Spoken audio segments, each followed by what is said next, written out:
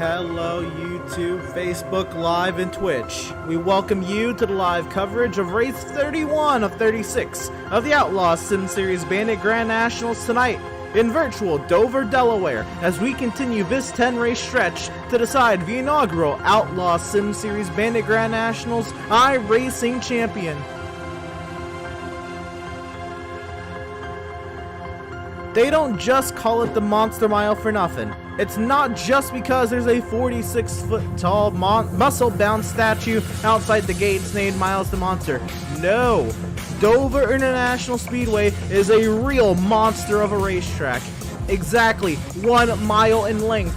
Dover has some of the most extreme banking on the NASCAR schedule, 24 degrees in the corners, and even the straights are banked at a steep 9 degrees. All that and more, we're on a concrete self-cleaning racetrack with 650 horsepowered Xfinity Series cars. It's going to make it for one fun night tonight. Good evening, everyone. I'm Emerson Arden, another solo call this evening as the Outlaws playoffs continue round number 2 this evening at the Monster Mile. Last week, Greg Holt had a wild ending to a dominant race, nearly losing what ended up being his 6th win on the season. However, he's not a playoff driver. A playoff spoiler wins last week, and a rough day for most of the playoff drivers leave us with a very tight playoff grid heading into tonight's race. Let's go ahead and take a look at it. And there is the playoff grid on your screen right now. It is there is nobody locked in after that first race of this 3-race round. Seth Berger at the top of the standings, 17 points above that cut line, but that is not safe. He needs some more points heading into next week's race at Daytona Road Course to really feel safe safe for his chances to make it into the 3rd round. Schumacher 10 above, tied with Malenko. Max is 7 above, Pratt 6th, Stutzman, Lingerfeld, they're tied for that final spot into the next round at the moment. They're 3 above. McLoone had a penalty there at the end, or was given a penalty there at the end of last week's race at Las Vegas. He'll be serving a drive-through at the start of today's race. He's there in 8th, 3 points below the cut line. Joseph Causey 9 back. He needs a really good run tonight at Dover. Devin Smith 12 back.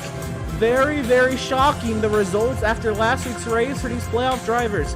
10 drivers, 7 spots, 2 races left. Who's going to make it? We'll find out then. Tonight's charity is the Wounded Warrior Project. And the Wounded Warrior Project is a project that caters to warriors who, were affected in military service from 9/11 onwards, and more than 52,000 servicemen and women physically injured in recent military conflicts. 500,000 living with invisible wounds from depression to PTSD. 320,000 experiencing debilitating brain trauma. Advancements in technology and medicine save lives, but the quality of those lives might be profoundly altered. The numbers speak for themselves because not every warrior can. And with the support of the community of donors and team members, the Wounded Warrior Project gives a voice to those in need and empowers their warriors to begin the journey to recovery. If you wish to check out more on the Wounded Warrior Project or donate to them, you can check them out at woundedwarriorproject.org. And again, with our platform that continues to grow each and every week, we decide to broadcast the final 30 minutes of open practice in the name of a charity each week in hopes that all of you would find it in you to maybe give to one of these charities one of these weeks, and it would mean the most if you're able to give. So nonetheless, please make sure you check out the Wounded Warrior Project at that website there. Tonight's cameras are provided by Whiplash Media, and this beautiful camera high above the Dover International Speedway and many others you'll see in tonight's broadcast. Provided by Pitstop TV's parent organization. Whiplash Media specializes in various sim racing resources, including paint schemes, stream overlays, iRacing camera packs, and more.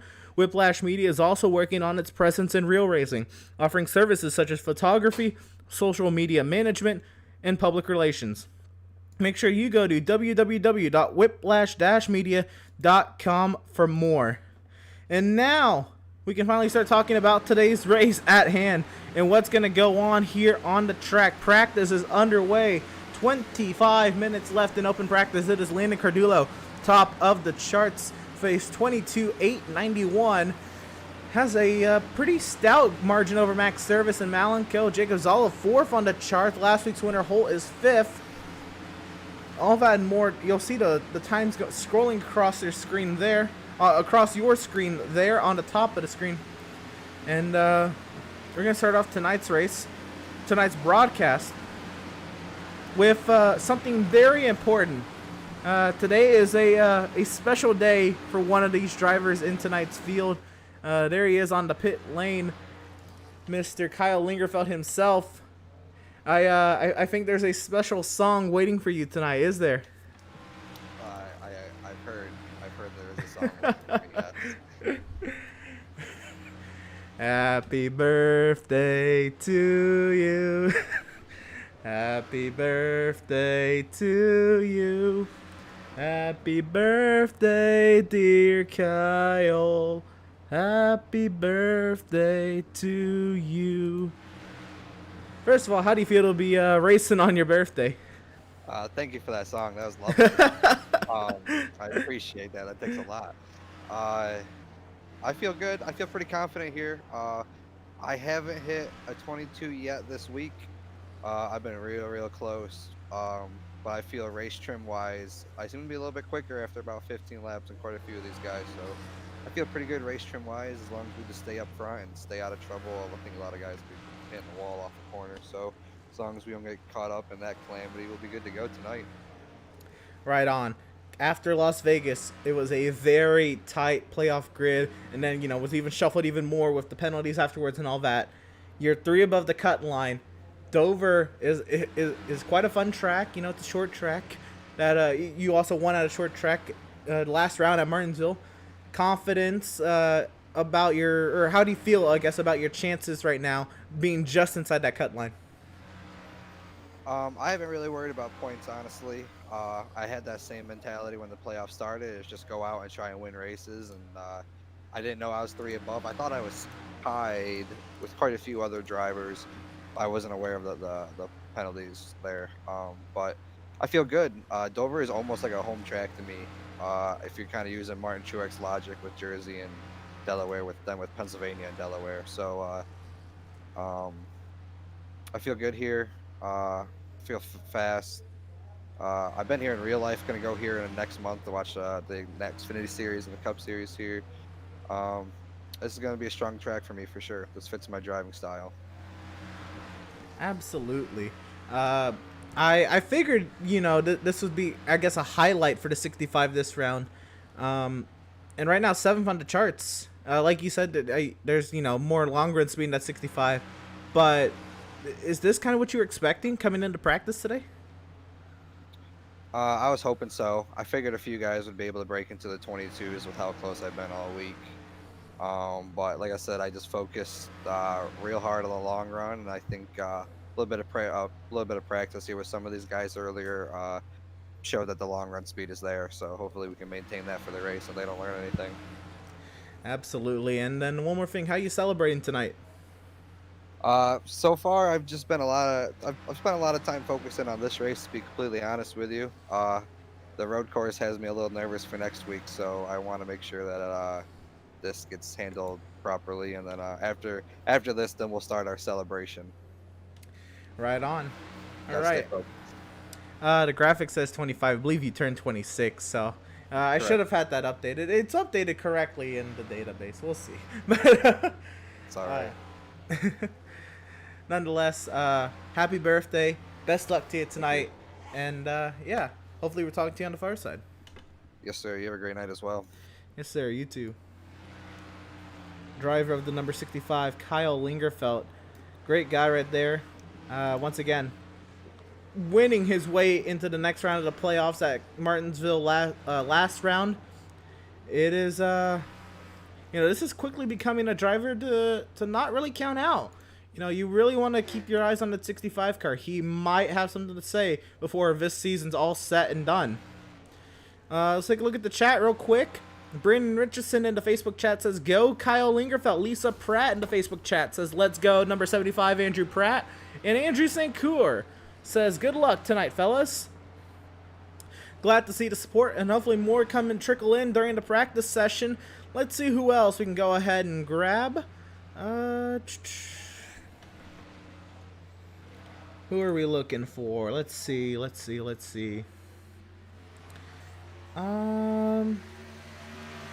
Whoever running 5th right now in practice and last week's winner might be somebody to talk to. I guess we can't get enough of talking to you, Greg, but how you doing, man? 5th on the charts. I'm all right, buddy. These are all just draft laps anyways.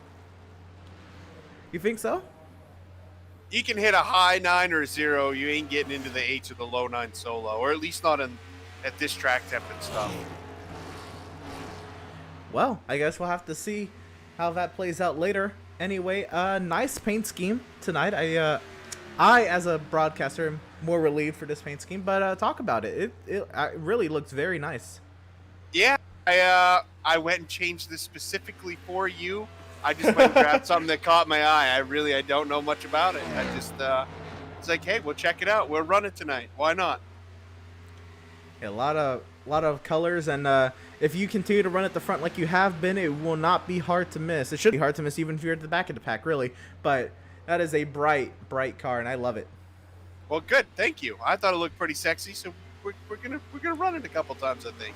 Although I will say, Max was a little bit upset that I didn't have the pink fake Dunkin' Donuts car.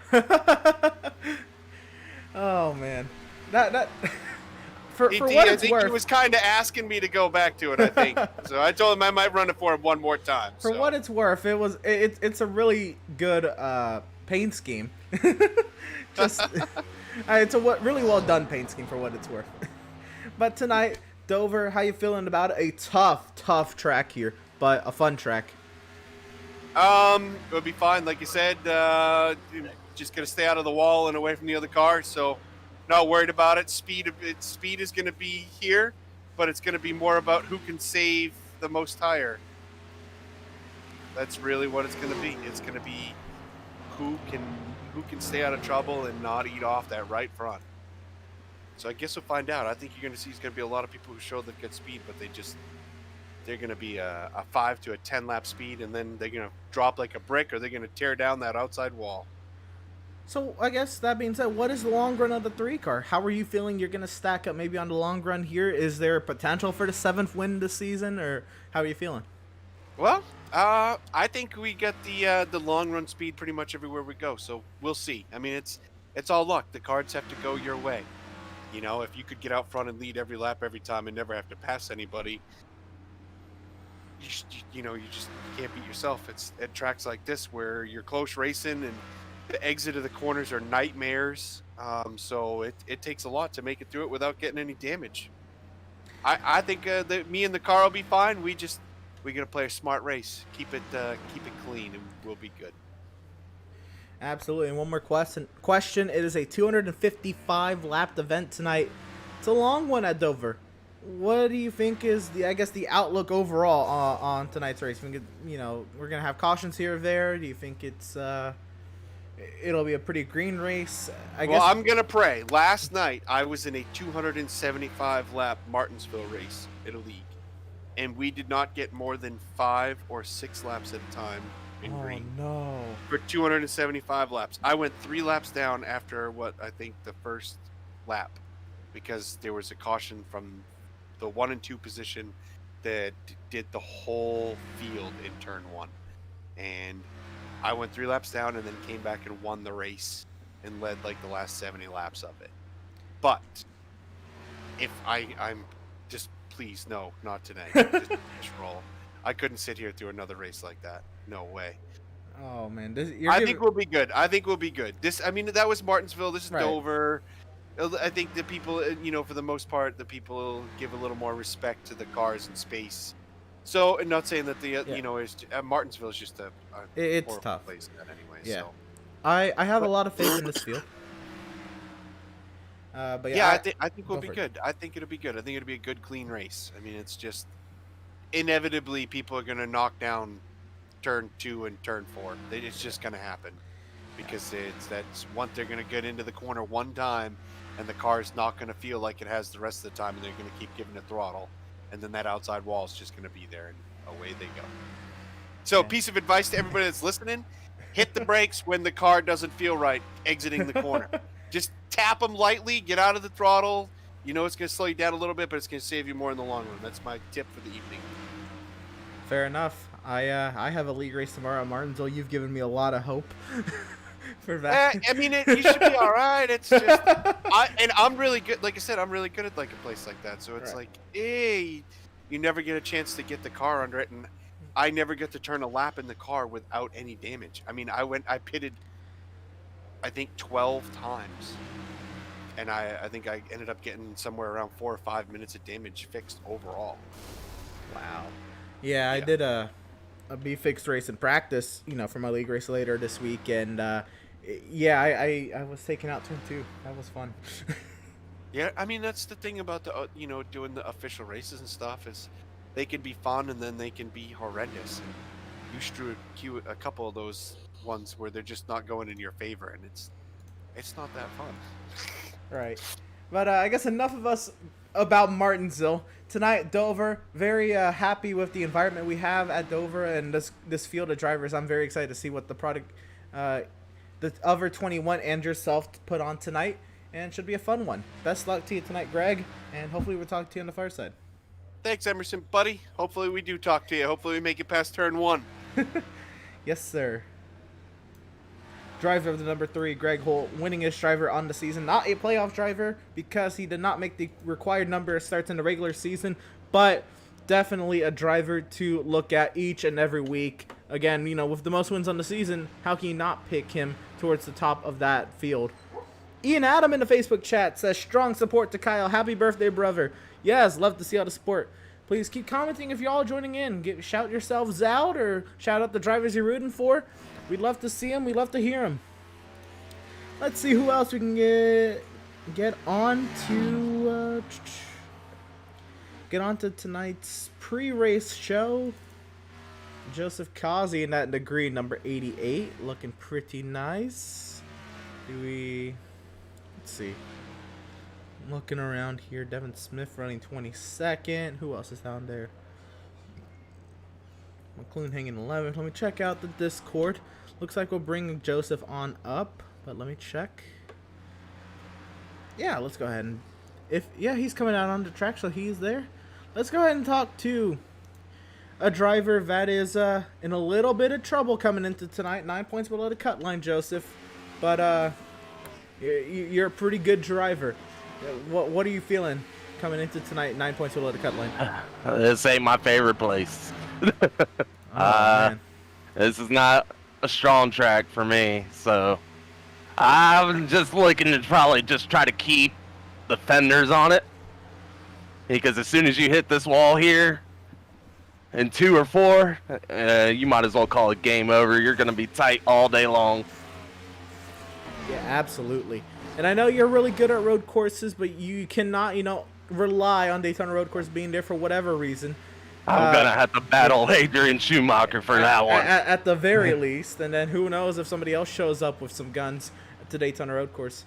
But tonight at Dover, you're in the thick of the pack. You said your goal is to keep the fenders on it. What's the plan for the 88 to try to move forward? Like I said, as long as you can keep the fenders on it, you don't hit this wall. That wall I just passed, or in 2. I mean, more people that hit the wall and hurt the car, the slower they're going to go. So, 255 laps of Dover. That sounds like a tall task, but it's a fun little track. What do you make of that challenge, and what do you think the field will look overall? This is a very tough track because it's like loose and tight. Like it gets loose coming out the corner. It's very tight going in, and you're tight all the way through, and you're just like playing with the throttle all the way. And man, but like I said, just got to keep the fenders on it, and no hitting the wall, no trying to hit nobody else, and no speeding penalty here. 35-mile-an-hour pit road speed. Oh my gosh, you're gonna be so far back. It's gonna be ridiculous. My goodness, I forgot about that. This is one of the toughest pit lanes to get onto, and one of the slowest, and one of the longest pit lanes. Exactly. Right on. So tonight, we have a pretty good caliber of drivers, I think, most weeks. Well, what are you looking at caution-wise tonight? Oh, man. I'm gonna saying at least 3. At least 3? All right. Yeah. Oh, one question I haven't even been asking. You're given 7 sets of tires for tonight's race. I know last week at Vegas, y'all actually got really close or ran out of tires last week. Yeah. Is 7 sets of tires enough? I hope. I hope. Oh, there goes the 88 on front straightaway.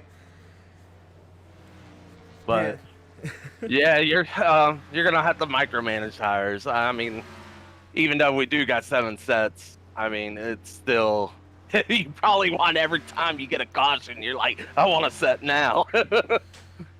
Absolutely.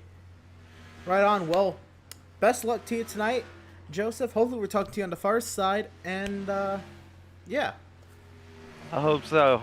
We'll aim for top 10 or top 5 maybe. It would be something. We'll see if you can get up there. If there's anybody who can do it, it would be you. Yeah, I'll give it my all. Absolutely. Best luck to you, driver. All right, appreciate it.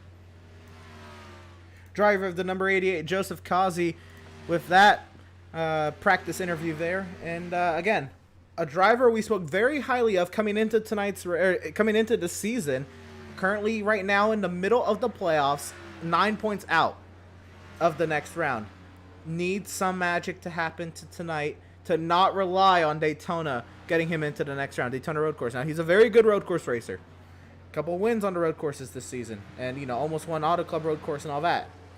But again, you cannot rely on them, and it'll be something to see if Joseph can make it into the next round. That would be a heavyweight out if he can't. Taking a look at the chat, how about Alex Smith in the Facebook chat? Alex J. Smith says, "Good luck, Kyle. Happy birthday." Thank you, brother, for tuning in.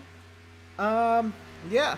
Hopefully you stick around for the show. Hopefully it's a good show for you to enjoy. If I'm not mistaken, I think you do this broadcasting thing as well. And yeah, I've heard a lot of things about you. Hopefully you can enjoy the product I put on for you tonight. Let's see who else we've got going on in practice. Let's talk to some playoff drivers inside the cut line now. Some drivers may be having a good run in practice. How about Max Service? You haven't talked to Max in a little bit. Let's bring on driver of the number 81 and highest running playoff driver in the practice charts, Max Service. Max, how you doing? I'm doing all right. I mean, it could be better. Car could be a little better. All right, on that lap time on the top of the charts, already Greg Holt right off the bat said these are some draft lap times that are ahead of him. What is that lap time that 81 set? It wasn't even. I didn't even run the high side in 3 and 4. It was just when the track was good, because the track has fallen off significantly. That was like early practice, early, like first 15 minutes that we ran those laps. I didn't have any draft or anything. I just had a lap before that really built the tire temps up real good. Didn't even run high in 3 and 4 and just ran a solid lap and didn't really screw up. Fair enough. So, again, practice times, they're one thing. What is the long run pace of this 81 car? I don't actually know. We're gonna find that out on the first long run. I mean, I felt like it was all right, and I felt like the short one was gonna suck, but it's all gonna depend on if I know how to save tires here or not, which I'm highly debating right about now. But we'll see how it goes, and you can probably tell me how that's gonna go better than I could tell me just by watching as you do up there. Yeah, well, I guess to help the case out of lap times, the practice session already started at 50% usage, and then all the rubber, all of you continue to lay down. It's really going to make this track much more difficult to work with. Oh, yeah. But, and I think it's going to carry over to qualifying into the race. So, this is going to be a tough race on tires. So as far as tires go, I cannot imagine. But she's tight on entry, we'll say that. Oh, That's about it. That's the only real change that I've noticed from like what we ran earlier. I mean, it's a little tighter off exit, but not much. But entry is just killing. Fair enough. So we have a pretty decent caliber of drivers, that show up, each week, and with us tonight. What are you feeling cautions are going to be about this this tight track? Man, I don't know. I feel like we're probably gonna have one on lap 1. It's just a feeling, you know, with how loose these things are on cold tires. I feel like somebody's just gonna get loose off the corner on the outside, but at caution count, I don't know, 4, 5. Dover's a tricky track, and all it takes is somebody to hit the wall in front of somebody, and we've got a caution. Absolutely. You come into today's race a few points above the cut line. I can't remember. I believe it was 7. What's the game plan for day 81? How you feeling about that? Finish a race. Finish the 'Cause race. I haven't finished a race in a long time. I mean, let's be honest. I think it was before the playoffs. Yeah, it's been a minute. I think all these interviews we've gone from Max have been pre-race or yellows, so it'll be interesting. Like, if my PC lets me grid this race, I think it's going to be an okay day. As long as I just don't do anything dumb late, I think we'll finish all right. Fair enough. 255 laps around this beast. That challenge, that's a challenge in itself. How do you feel as a driver about to tackle that? It's going to be rough. I think it's going to be a rough go for me. I have a tendency to just randomly lose focus throughout the race, so that usually results in pancaking the wall. I remember at Vegas, Ramos drove straight off into the wall right before you enter turn 1, just not paying attention. So we're gonna see if I can keep it out of the wall, and I think that's task 1 to having a good day here tonight. Absolutely. Well, driver, I'm going to let you go. Best luck to you tonight. Hopefully we are talking to you on the first side. That's a pretty speedy number 81 we see on screen. Thank you. I hope so too. Absolutely. Driver to number 81, Max Service. And we have a requested interview from Sea-Dog Plays. He's wanted to get an interview with Kevin Thompson. We'll go ahead and see if he's around first in the Discord. He is. But yeah, let's go ahead and bring him on up. Kevin, you've been requested by Sea-Dog Plays. He said he said good luck to you, Sea-Doggy Dog. Yeah, he's a good friend of mine. There you go. How do you feel about tonight's race, man? Dover is a tough little track. I'm just gonna try to stay out of the way. I don't feel good tonight, and just trying to stay out of the way and just run some laps. Fair enough. Let's see where 89 stacks up in practice. 23, 28. Is there any more speed in that 89, or it's just kind of where she's at? It's where she's at tonight. I think I can find some speed later on in the run, save some tire more than everybody else, but other than that, that's all she's got. Man, 255 laps. What do you make of that challenge? It's gonna be challenging. It's gonna be survival of the fittest. Absolutely. Speaking of survival of the fittest, what are you looking at maybe overall, for the field in terms of cautions or maybe just incidents tonight? Caution wise, about I say 4 to 5. 4 to People 5. getting loose off the 2 and 4, hitting wall coming back down. Yeah, I see. Yeah, I can definitely agree with you there. Right on. And then I guess next week at Daytona Road Course, are you looking forward to that in any way? And if you are, what do you make of it? I love the road course. I think it was a great idea for NASCAR to go there. It's a challenging road course. Again, next week, road course, trying to just survive and stay on track. Absolutely. All right, well, we're going to leave you to it. Kevin, best of luck to you tonight. Hopefully we'll talk to you on the far side. You too. Right on, and that was driver of the number 89, Kevin Thompson. And, yeah, we're coming close to the end of practice here. We're going to take a quick break, and we'll be right back on the flip side with qualifying here from the Dover International Speedway. Don't you go away.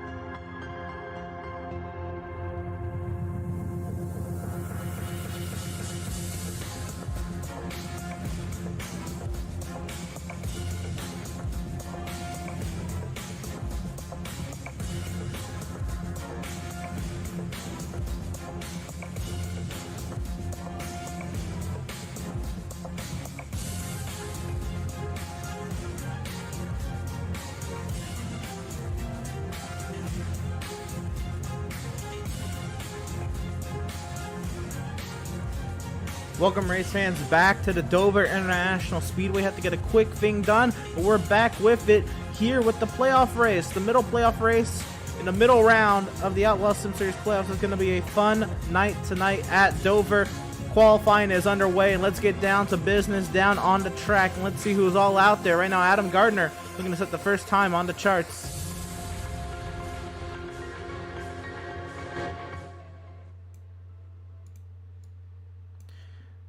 We get down to the track here. There's Adam on the pit lane, actually. Looks like that time did not go up. Nathan Sylvia making his his second Outlaw Sim Series start. He's out on the track with that number 9 Chevrolet Camaro, looking to see what he can do. He ran one other race this season at Daytona, and looking to show that he can do a little bit more than plate race as that 9 comes off of turn number 4. He'll hold top of the charts right now. Max Service second. Looks like Malenko's actually gone second. Max Service right now third. Tyler Markle out there in fourth. Let's see who else is on track. About the birthday boy, Kyle Lingerfeld, making his way out on to the banking here at Dover.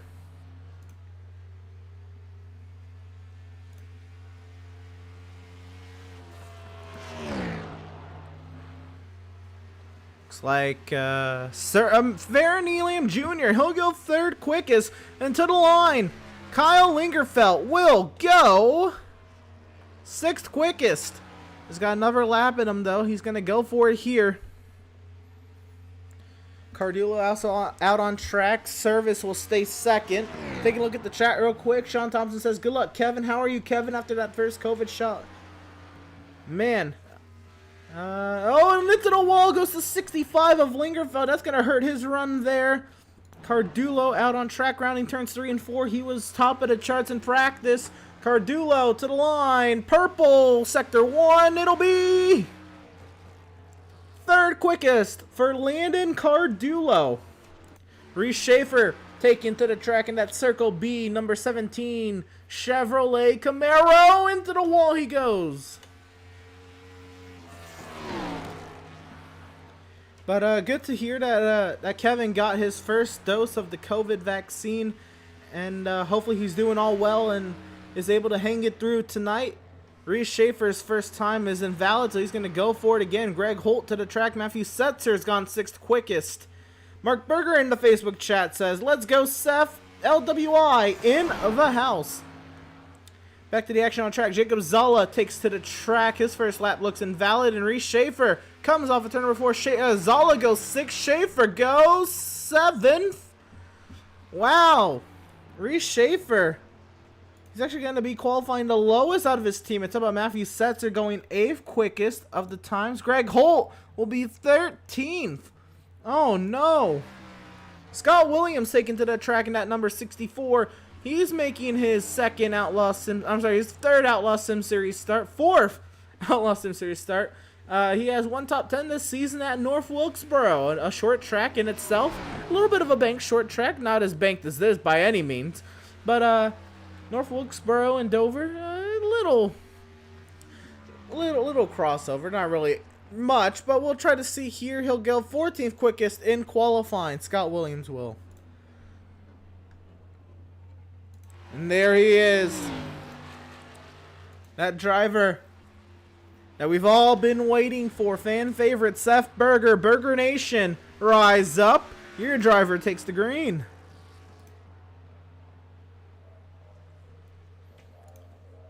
Seth Berger working his way through turns 1 and 2. And down the back straightaway we go. It's a green, sector 1. 5 minutes left in qualifying here. Really in the middle lane there in that in 3 and 4 in this first lap. We'll see if he's really going to go for it on the second lap. First lap puts him 14th quickest. So it's going to probably be the second lap if he can nail it. Seth really trying to work that inside through 1 and 2. And down the back we go once again with Seth. 3 and 4, much lower in the corner. This could be better if he can keep the throttle pinned and not hit the wall. To the line, Seth Berger. It'll be 5th quickest for driver of the number 77. Still yet to take times, Adrian Schumacher, Joseph Causey, James Gilliard, Eric Peck, Adam Gardner ran a lap and a half and had an issue, so he will not set a time tonight. Jeremiah Stutzman, Kevin Thompson, Devin Smith, and Andrew Pratt. 4 minutes left in qualifying. We'll wait to see if anybody else takes to the track, but it looks like they will not. Maybe Stutzman's waiting, and there he goes. I think he was maybe waiting for his own TV time, possibly. Jeremiah Stutzman comes out onto the track in that snap-on number 71 Ford Mustang.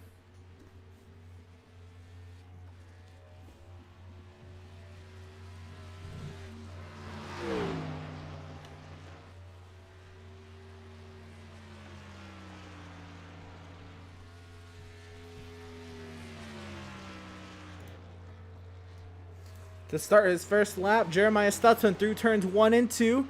Rocking that inside. He's really trying to get the most he can out of the 71. Right up against the wall down the back straightaway. Turns 3 and 4. Loose at the center of the corner. Can he hold on to that 71? Loose off of 4. He's going to go round. Oh no. Jeremiah Stutzman's lap will be invalid and he will not set a time. And it looks like that'll do it for the 71. At the moment, looks like nobody else taking to the track.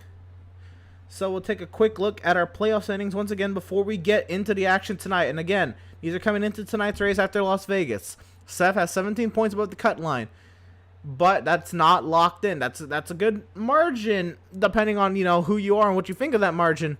But he's really got to set himself up nicely for the road course should anything happen at Daytona. Adrian Schumacher got his 4th podium in a row in 4 playoff races. He's 10 points above the cut line, tied with Malenka, also 10 above. Max is 7 above in 4th. Pratt 6 above. Stutzman and Lingerfeld tied for 6th in the standings, and the last 2 spots into the next round right now. 3 points above the cut line. Josh McClune 3 back. Joseph Causey 9 back. Devin Smith 12 back. Again, very tight playoff grid, and we'll see. There's a lot of playoff spoilers towards the top of the qualifying order as well. That could make things interesting for the playoff drivers once again tonight. Tonight's charity is the Wounded Warrior Project. And more than 52,000 servicemen and women physically injured in recent military conflicts. 500,000 living with invisible wounds from depression and PTSD. 320,000 experiencing debilitating brain trauma. Advancements in technology and medicine, they can save lives, but the quality of those lives might be profoundly altered. The numbers speak for themselves because, well, not every warrior can. With the support of their community of donors and team members, the Wounded Warrior Project gives a voice to those in need and to those needs, and they empower warriors to begin the journey to recovery. If you wish to check out more on the Wounded Warrior Project, make sure you check them out at woundedwarriorproject.org. Make sure you also consider donating. And again, we broadcast the final 30 minutes of open practice in the name of a charity each week with our growing platform. Because of each and every one of you from tuning in, we decide to shout out a charity and help out any way we can. It helps that one of you may take the time to at least maybe even check out the site and see what they're all about. But again, if you wish to donate to the Wounded Warrior Project, again, check them out at woundedwarriorproject.org. This camera and others are provided tonight by Whiplash Media. Whiplash Media is Pit Stop TV's parent organization, and they specialize in various sim racing resources, including paint schemes, stream overlays, iRacing camera packs, and more. Whiplash Media is also working on its presence in real racing, offering services such as photography, social media management, and public relations. Make sure you go to www.whiplash-media.com for more. And as you see the camera changed, that means qualifying has officially ticked over. And in his second Outlaws Sim Series start, and for the first time this season, driver of the number 9, Nathan Sylvia, is our Pratt Tile and Stone Pole Award winner. And Pratt Tile and Stone, serving all your tiling needs since 2003. Let's go ahead and, I'm sorry, not the racing. We'll go through that in a second. But let's go through our starting lineup here at the Dover International Speedway. Row number 1, it'll be Nathan Sylvia in his second Outlaw Sim Series start, first Outlaw Sim Series pole. He'll be starting alongside the highest qualified playoff driver of Max Service, starting second. Row number 2, Landon Cardula and Theron Elam Jr. A nice little qualifying run for the 20 car. We'll see if we can do something with it tonight. Row number 3, Burger Nation will be starting in the 5th position alongside my usual co-commentator. He'll be starting 6th, Jacob Zala will. Row number 4, we'll find a 7 of Malenko fitting Lee in P7. We'll see if we can move up some spots there. And Reese Schaefer will be starting 8th. Row number 5, we'll find Matthew Setzer with a very nice qualifying run for the 5. He'll be starting alongside Tyler Markle, who round out row number 5 there in 10th. Row number 6, we'll find Jason Miz and Joshua McClune fire our way back to the next page of drivers. Row number 7, Kyle Lingerfeld and Greg Holt, last week's winner in dramatic fashion, trying to see if he can go 7 wins on the season tonight. Row number 8, it'll be Scott Williams, the last driver to set a qualifying time, and Joseph Causey, a playoff driver, 9 points outside the cut line, needs some work tonight. Row number 9, Adam Gardner, Jeremiah Stutzman. Row 10, Andrew Pratt, James Gilliard. Row 11, Devin Smith, Kevin Thompson. Row 12, Eric Peck and Adrian Schumacher. And that is the grid. I thought there was more drivers. That is the grid for tonight's race. The race info for tonight. There it is on your screen right now. It is a 1-mile concrete oval here in Dover, Delaware. 91 degrees the track temp, 74 degrees the air temp, 47% humidity. It is cloudy, 7-mile-per-hour winds. 255 laps on the docket tonight, 7 sets of tires, 75% fuel loads, unlimited overtime attempts, and 1 fast repair for these drivers tonight. 7 sets of tires, by the way, 6 in the pits, 1 on the cars to start tonight's race. 24 drivers ready to do battle at the high banks at Dover here in 1 lap till we get to the action here. And again, the Monster Mile, it's a self-cleaning racetrack. It's going to be a lot of fun tonight. Taking a look at the chat once more. Mark Berger says, Burger Nation in the YouTube chat. Cody in the Twitch chat says, I love you, Emerson. I love you too, man. Love to see the support. Well, we're getting ready to get to the action here at Dover. 1 lap till we get to the action. Nathan Sylvia, Max Service, the front row. It's going to be a fun one.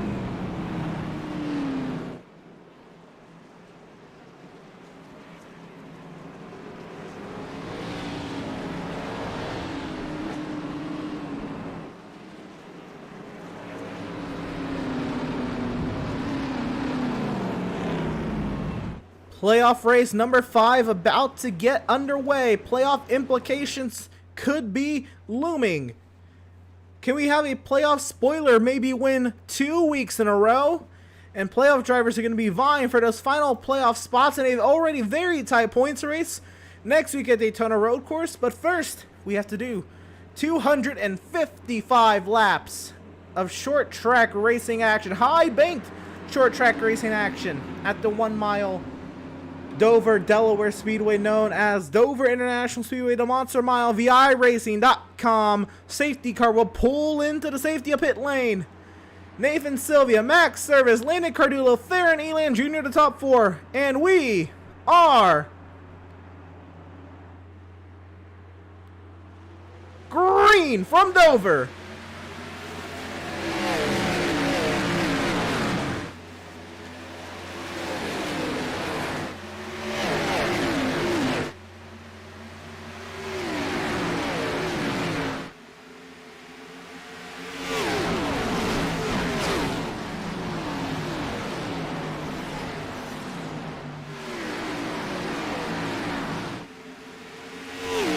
Off of turn number 4, Nathan Sylvia leads the first lap and is a very clean lap for the field of Outlaws drivers tonight. Driver coming off the pit lane there is at the 24 of Jason Miz, and that is Joshua McClune, also serving his drive-through right now. Hit the service drive-through right off the green, and Miz has actually jumped to the pit. So let's see what happened here. Let's see the replay. What happened to Miz? Huh. So he never took the green. Might have missed the grid. Anyway, back to the action here. Nathan Sylvia leads Max Service here. The Max needs a good little run for himself tonight if he's going to do anything in that playoff standings. Landon Cardullo goes purple that last lap, 23-15, and now Nathan ties it. So, this again, very tight up towards the front. The lap times actually fell off a tenth that last lap round. In the top 3, here comes Max, peeking to the inside of Nathan. Reese Schaefer up 3 spots already from where he started, and up to the 5th position. He started 8th. Here comes Max on Nathan for the race lead.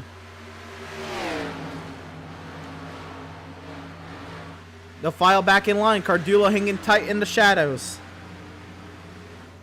To the inside looks Cardulo now on Service. And Service is just going to let him ride on by. Maybe let Cardulo fight with Sylvia. Well, Fair and Eliam did a nice little job keeping that 20 up front, but I think he might have just caught the wall there off of turn number 4. Fair and Eliam possibly under attack from Reese Schaefer, and there is some right side damage on the 20 of Fair and Eliam. And oh, Nathan Sylvia's got a problem. Into the wall almost goes Cardulo, the top 2, fighting hard for the race lead right in front of Max Service.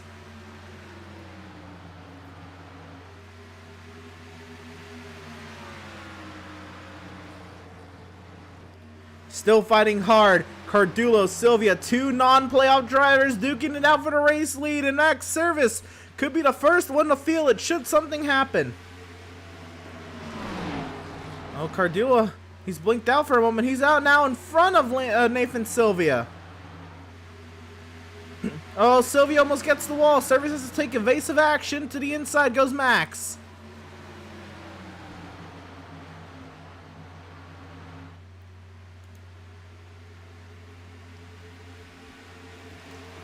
Hello, Quack. Thank you for subscribing. Oh, is the comment. I'm not quite sure what that's supposed to mean, but it did get very tight there recently. Now this is the battle for second as Cardulo starts to lag a little bit out in front, but he's opening up his advantage to 0.4 of a second. Reese Schaefer now on Max Service for the 3rd position, and Seth Berger into the mix there in the 5th. These top 5 drivers, they're all kind of aligned with one another. 2 different teams going at it. The Squanch and the Swift boys. Really a lot of them here in the top 10. I think all but 2 in the top 10 are these drivers.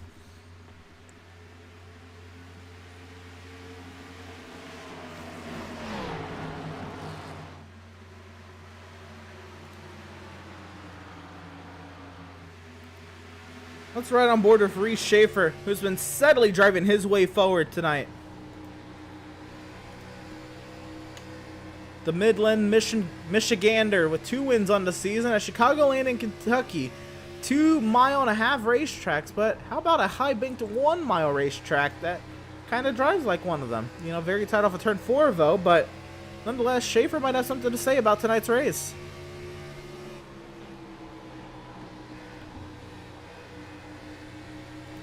You can really see him modulate the throttle at the center of the corner there, Reese does.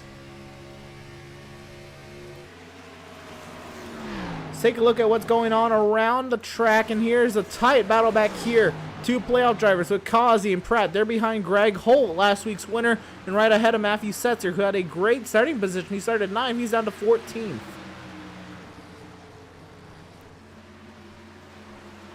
Want to give a quick update on Joshua McClune, who had to give a drive-through penalty at the start of today's race for actions at the end of last week's race. He is now 1 lap down. He's a second car 1 lap down because something must have happened to Miz, and he is currently in turns 1 and 2, coming off of turn number 2. The leader is entering turn number 1. Josh McClune wants a yellow to happen really, really quickly here. Also, Seth Berger has just gotten by teammate Max Service for the 4th position. Fair and Elam hangs tough in 6th. Zola, then Malenko, 7th and 8th. Marco Lingerfeld, the rest of the top 10. Back here, Malenko. What is that line Zola's taking? Something Zola's trying to get done here in that Ford car to maybe help him down the straightaways. Malenko trying to keep that 7 out the wall, and I think it might be too late. That 7 looks like it's already been in the wall. Tyler Markle repping the EWRL livery that I've made for him at the beginning of the season. And Malcolm's still going for it on Jacob nonetheless. To the inside, they're almost 3 wide behind. This could get dicey. I don't know how much Marco wants to trust being alongside the 4. He's sending it back to the inside. Here comes Greg Holt into the mix. Things are tightening up front as well. Holt now to the inside of Zola as Holt got around Lingerfeld.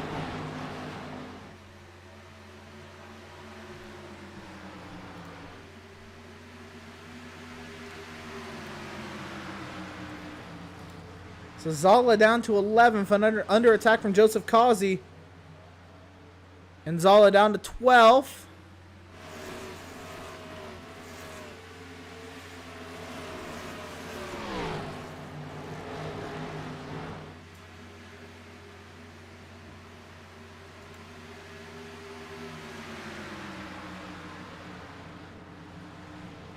Here comes Greg Holt to the inside of the 42 of Tyler Markle. Holt, remember, started in the middle of the field. Greg Holt did. Already up 6 spots from restart. I think Markle caught the wall there. Or he almost did. No, there's some damage on that 42. Linger fell to the inside. Now Markle trying to force his way in front of Joseph Causey. He will.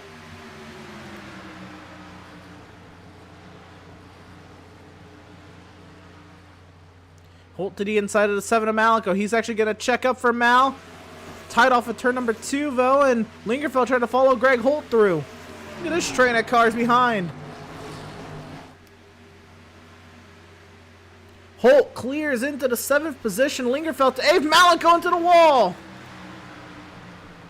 Causey takes evasive action to avoid Malenko. Malenko holds straight, but you cannot be beating the right side of that car off right now. It's lap 20 of 255. It's a long one. Alejandro Castillo says, we all know Berger has it if they don't wreck him. Well, we'll see. Berger up to 4th and trying to close up on the top 3 there. Schaefer and Sylvia going at it for 2nd.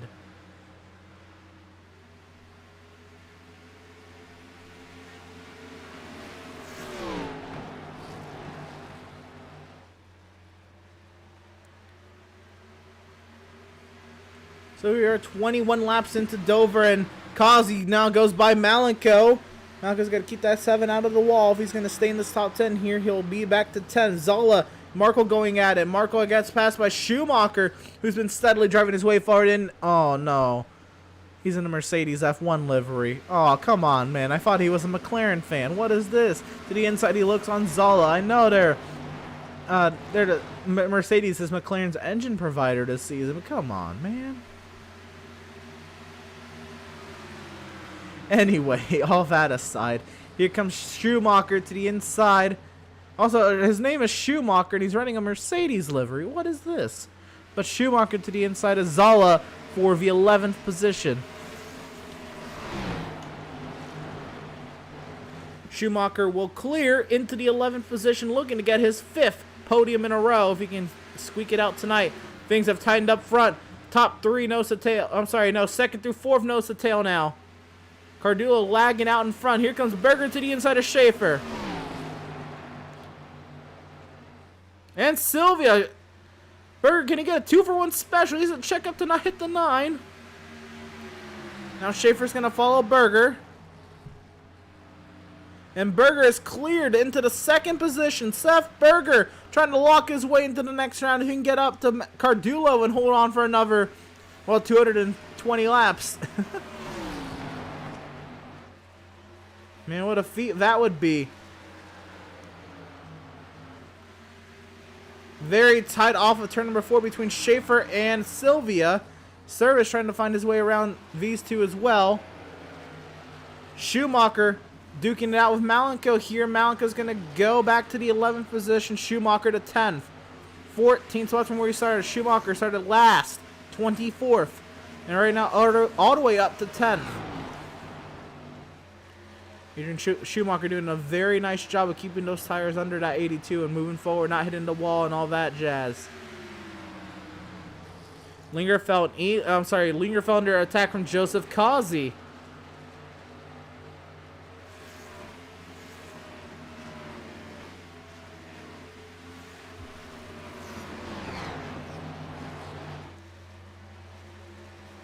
Oh, and Jason Miz has crashed. And he's going to tow it back to the pit lane. Let's see what had happened.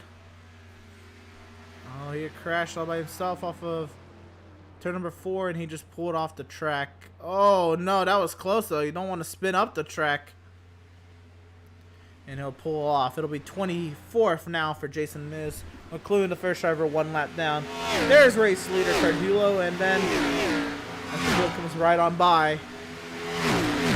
Start finish. Almost at a ball good.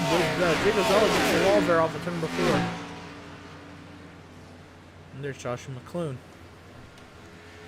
We find our way back. 2 race leader, Cardulo. There's a 1 second advantage right now over Seth Berger, but Seth has been steadily closing already. It was 1.3 in Seth gains on Cardulo. Here's the battle here. Schumacher on Lingerfeld and Elam. A 2-for-1 special for Adrian Schumacher. And Elam, he's really had a mistake. He's really caught the wall big time. Schumacher to 8th.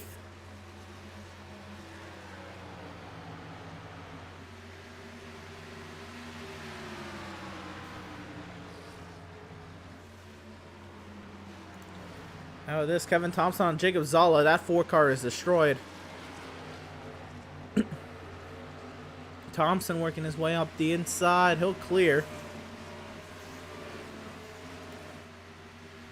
And now Holt on Sylvia.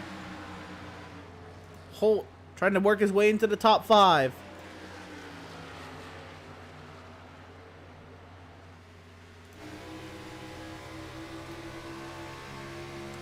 And Greg Holt, 6 wins this season. Sylvia fights back to the inside there. And Holt will hold on to the spot.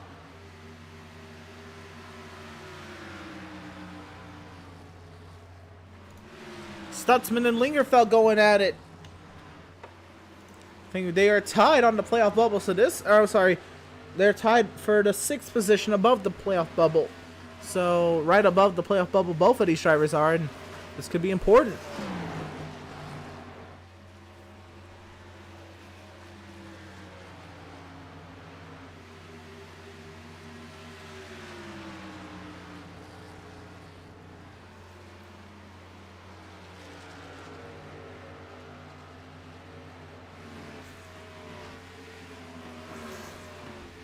How about Schumacher sizing up Joseph Kazi?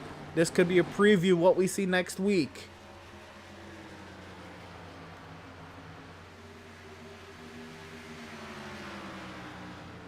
Kazi right now doing pretty nicely from 16th to 7th, but Schumacher doing a little bit better from 24th to 8th. Again, both of these drivers been moving forward, along with Greg Holt, who's gone from 14th to 5th.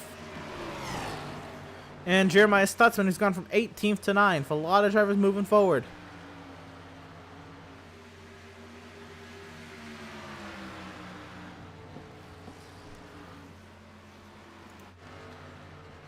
Here goes Holt on Reese Schaefer. Greg Holt making his way forward still.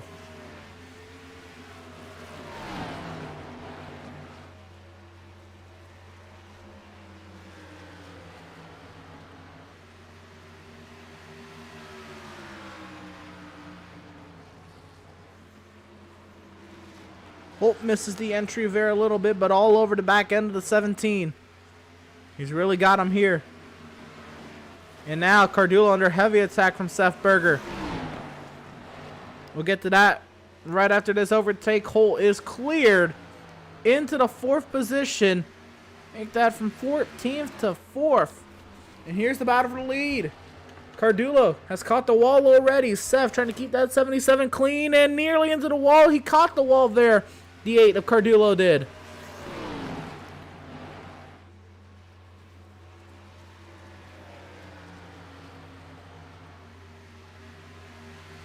To the inside, here comes Seth Berger. 4 of a race lead. Berger Nation rise up, because Seth Berger has cleared onto the race lead on lap 39 at Dover. Mark Berger says, race your race. Number 77, you got it. And, well, he has just gotten the race lead.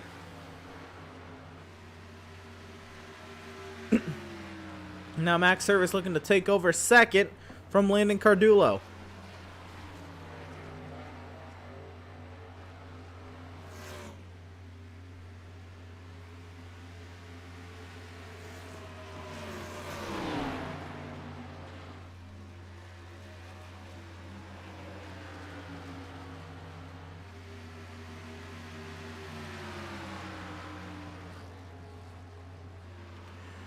To the inside, Max peaks. Can he get to the inside of the 8. He will get up alongside now out of 2. And this is Max trying to get himself into the 2nd position to help his case for the next round. Max is clear to 2nd. Right where he started, Max is. Sylvia under heavy attack now, getting passed by Kazi and Schumacher.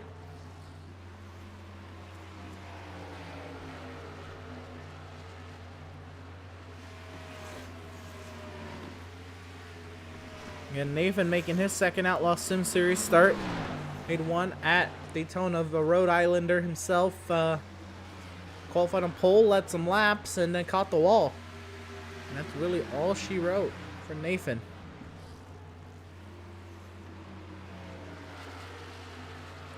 Let's see if we can hang on here, maybe catch a yellow in his favor, and might still have something to say. Adam Gardner has been steadily moving forward in that 56. Catch up to Kyle Lingerfeld here. Oh, Reese Schaefer. Schaefer's got some trouble on the front end.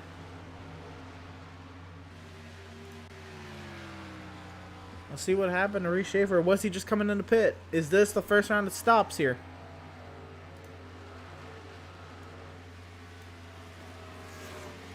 I think this was the first round of stops. Yeah, he just pitted. There's some front end damage on that 17 though, so I don't know if that is entirely what was the case.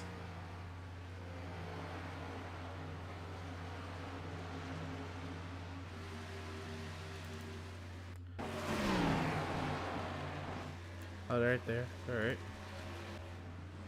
So we continue on. Schaefer comes off the pit lane. Seth will stay out. Nobody else has come in the pit lane.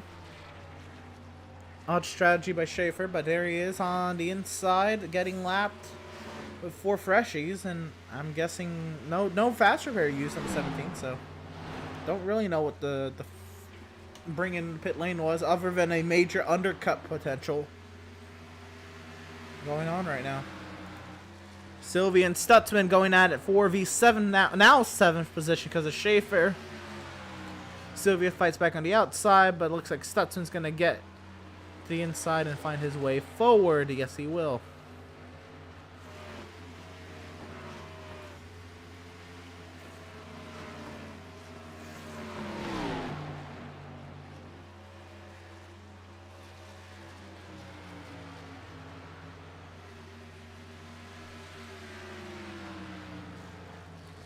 Working lap 48 at 2:55 here at the Dover Speedway.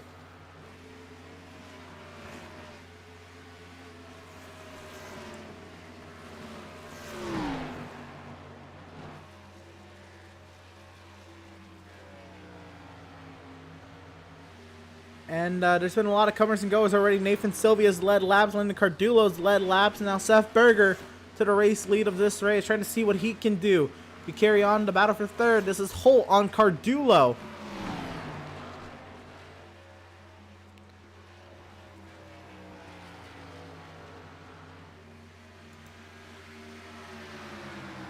I want to shout out everybody for tuning into tonight's race at Dover. Go and shout yourselves out in the chat if you're watching and who you're rooting for. Right now, Cardulo and Holt going at it. Oh, Cardulo into the wall. Holt to the inside now. And Holt is cleared past the 8 of Landon Cardulo, and Holt moves into the 3rd position, but he is near 4 seconds back of race leader Seth Berger. Adrian Schumacher working his way forward. He's caught up to Joseph Kazi. Well, he's been kind of following Kazi forward.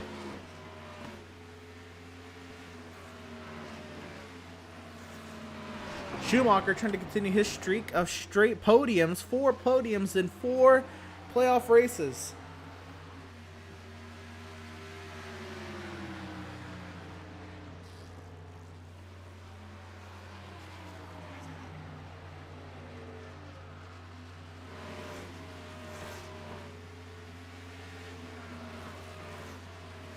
Oh, a little bit of a lag there from Adrian Schumacher. Schumacher continues there in the 6th position. Again, his 3 wins this season, 2 on road courses, and won at Daytona. Wild little combination of tracks to win at there, but he's here and he's here for it.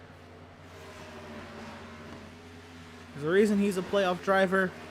Whatever the reason is, he's come up to play the self-proclaimed road racer, showing that he can do it on the ovals as well.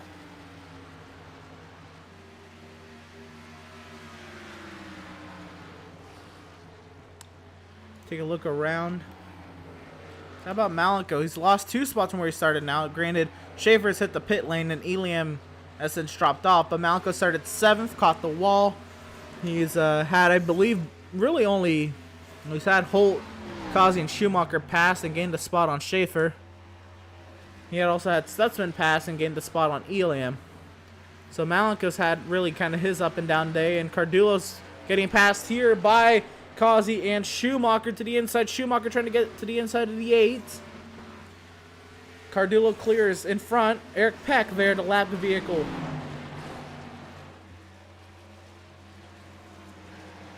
Giving way to the inside. Oh, they're going to have to check up right in front. Oh, man, that's tight. Stutzman joins the fun as well.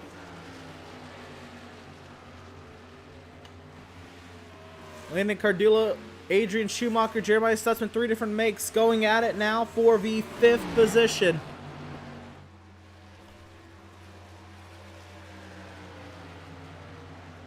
Schumacher all over the 8 on the exit. Trying to send it to the inside. He gets to the inside of Cardulo now, and Stutzman trying to follow suit. Stutzman will clear Cardulo as well. It's Schumacher. Stutzman now 5th and 6th. Does Stutzman have anything for Schumacher? Back here, Thompson's been driving his way forward on Andrew Pratt. Pratt's also been moving forward as well, though. So I think maybe Pratt. Here comes Thompson to pit lane. Elam to pit lane as well, and Elam slides. Zala's in as well.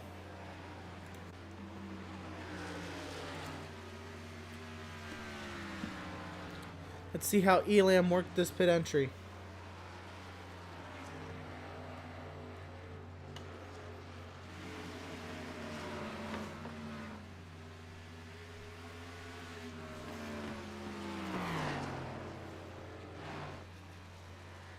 I think the change in banking really just caught him out, and he locked it up trying to slow down.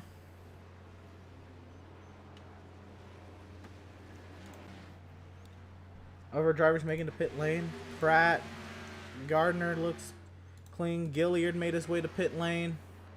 Service is in, one of the front runners now. Malenko. He's down to 17th. Did he miss pit lane? No, Malenko has pitted. Has not used the fast repair. Race leader Seth Berger is in. Joseph Kazi takes over the race lead.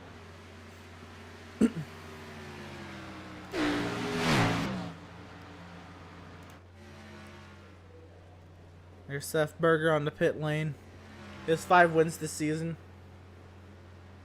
Sylvia is in. Cardulo's in. Holt is in. Scott Williams is in. Eric Peck. Joseph Kazi hits the... No! Kazi might have missed the pit lane. Oh, no. Stutzman's still picking up speed, so there was no incident call. Maybe Stutzman coming to pit lane. Yep, there he is. Stutzman coming in. Let's see what happened to Joseph Kazi. Kazi might be out of fuel.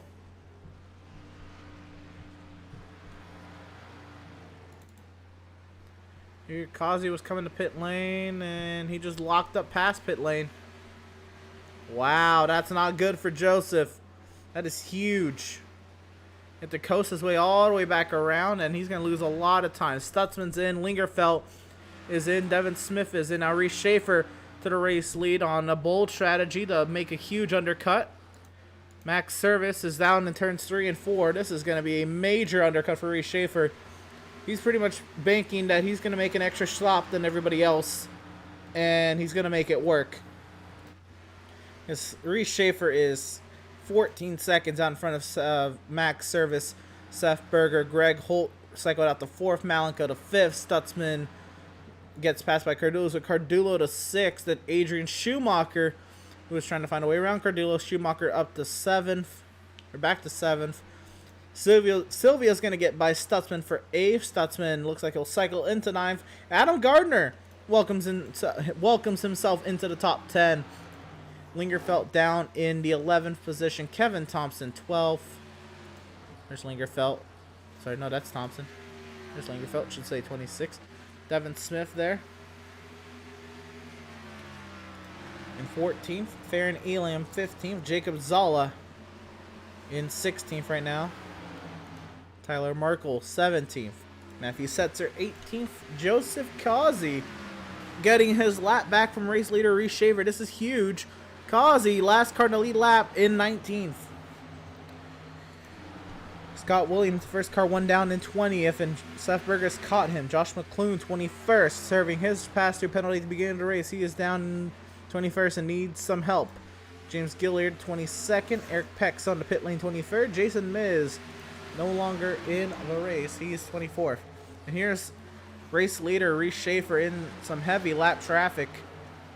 Actually letting Adam Gardner get onto the lead lap, but this is I mean, he's lapped everybody. Causey just went to 1 lap down. He was 2 down.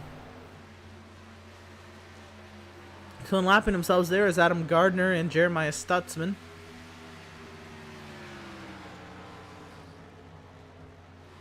Currently is one of the tightest battles on the track.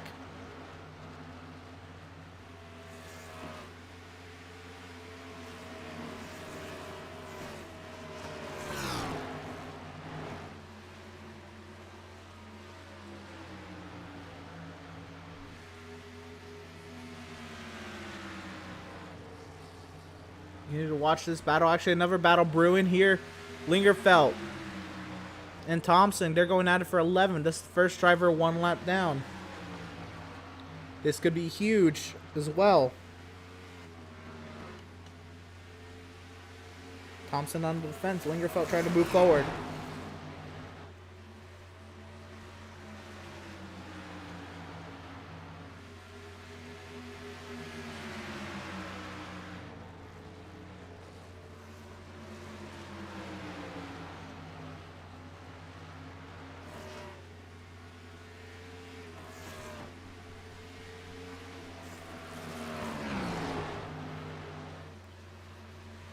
Working lap 70 at 2:55. Your race leader, Reese Schaefer, is down to a 6-second advantage and trying to hang on to what he's got.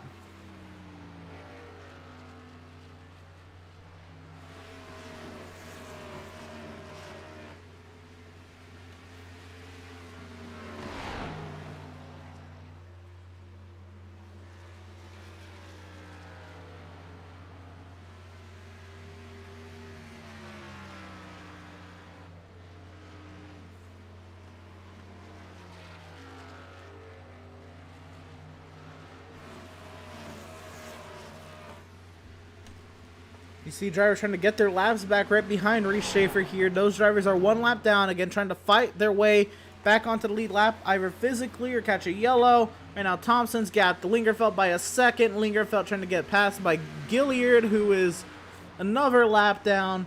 And a lot of grab bag strategies right here. Now this is Malenko on Cardulo. This is for 6, and Malenko trying to move forward.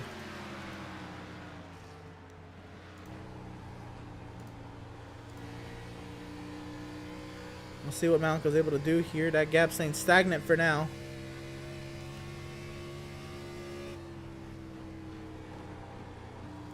You see that obvious damage to the right front of the 7 car. He lost a few hundredths that lap, but he's actually losing a little bit now. The Cardulo looks like Cardulo might have the better car for now. But does Cardulo's car stay like this over the long run? Gilliard 3 laps down. It goes by across the top of your screen there. And Service is quickly gaining. Service trying to be the next different leader in this race. Here's Reese Schaefer, our current race leader. When he pit at 43, so is he splitting this race into equal parts if we stay green? You have 7 sets of tires.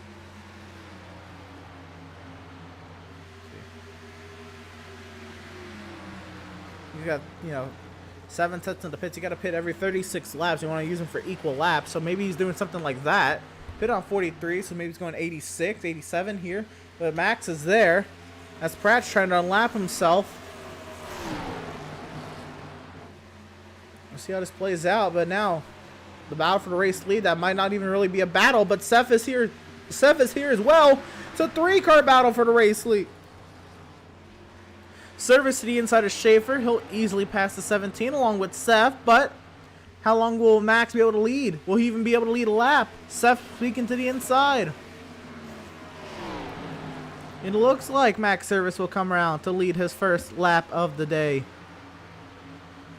And yes, he will. So that is the 5th different driver to lead laps. So actually 6, because Joseph Causey led on pit cycle. Jeremiah Stutzman led on pit cycle, so that's 7. Quite a few drivers leading laps, but some playoff drivers there that I've mentioned.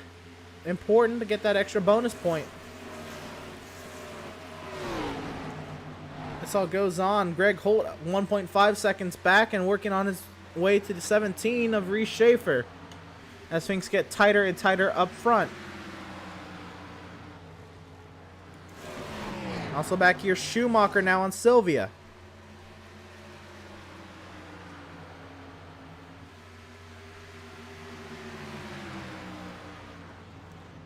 So we're trying to find his way around Setzer. And Schumacher trying to follow suit. Schumacher now to the inside of Sylvia. Sylvia's loose. Vader trying to block, but he holds on to it, and Schumacher up to 7th. Cardullo has absolutely driven away from Malenko, and now this is Causey trying to unlap himself going forward, along with McClune right up ahead. And Seth's actually opening the gap to Greg Holt. As Farron Elam hits the pit lane again, at number 20. Schaefer on the strategy. How long does he stay out? I mean, if he goes to 86 or around there, maybe 90, we'll see what Schaefer does, but he's kind of committing to the strategy. He's trying to see how big of a margin he can get, I guess. At that rate, people are going to start catching on. They're not going to let him short pit that much.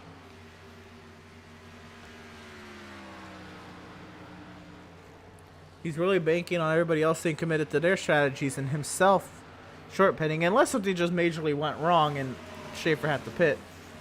To the chats we go. YouTube chat says, Mark Berger says, you go number 77. And that's the chat message we got. If y'all are in the chat, go ahead and comment down below. We'll read them out. Should they be appropriate? And yeah. Seth Berger opens up now a 2-second advantage over Greg Holt. Half a second over Max Service. Things tighten up here for the 9th position. This is Sylvia under attack from Stutzman. Jeremiah Stutzman up to 8th. He is clear of Sylvia. And now, here we go. This is Schumacher on Malenko.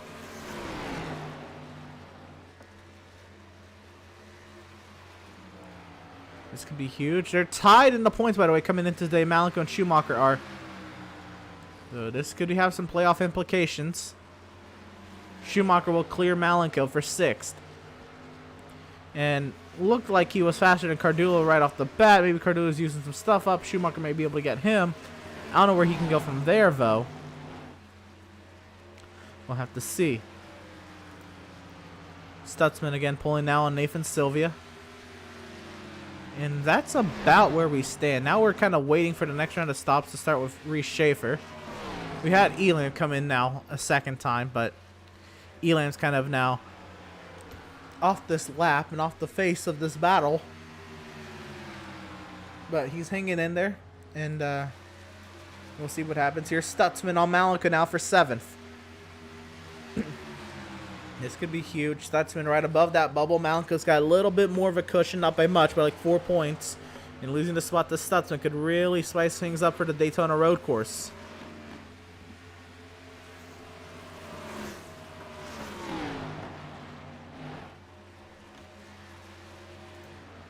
Back up front, Seth Berger leads this thing, and by a good margin. Look at that. He continues to increase the gap to Max Service. A great run for Seth Berger. Andrew St. Cour says, let's go, Max. Max is hanging in there. He's still, 1.2 seconds off the race lead, and should anything happen to Seth, he'll be right there to capitalize.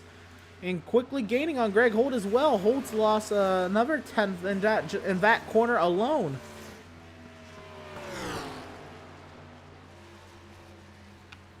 And now working a long green flag run here. Coming up to we're starting lap 89 here. With Seth Berger in turns 1 and 2.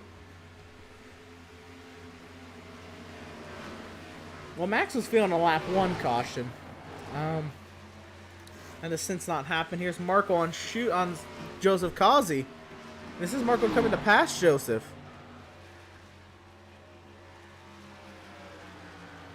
Marco shows 2 lap older tires than Joseph, so this could be Joseph passing Marco.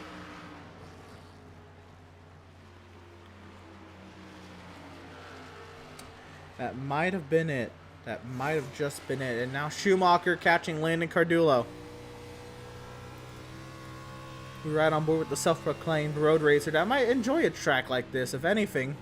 But that's actually that's Jacob Zala up ahead. And actually Stutzman's catching Schumacher. Schumacher's still catching Cardullo, but not at the rate I thought he was catching. Stutzman's catching way quicker. We'll find our way back to Jeremiah Stutzman.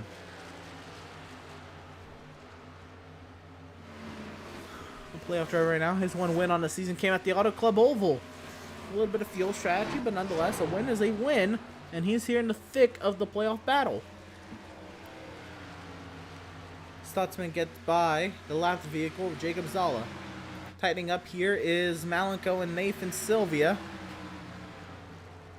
I think Sylvia might be having to go back at Malenko.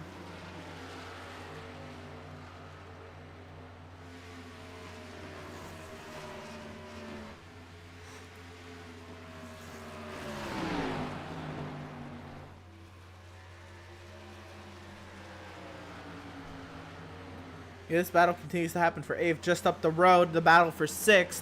Stutzman on Schumacher. Again, 3 playoff drivers, and some implications here. Schumacher and Stutzman going at it. Now Schumacher's got, again, a little bit of a margin, the same margin that Malenko had coming into today. But still, no margin's really a safe margin until your name is in yellow at the top of the point standings.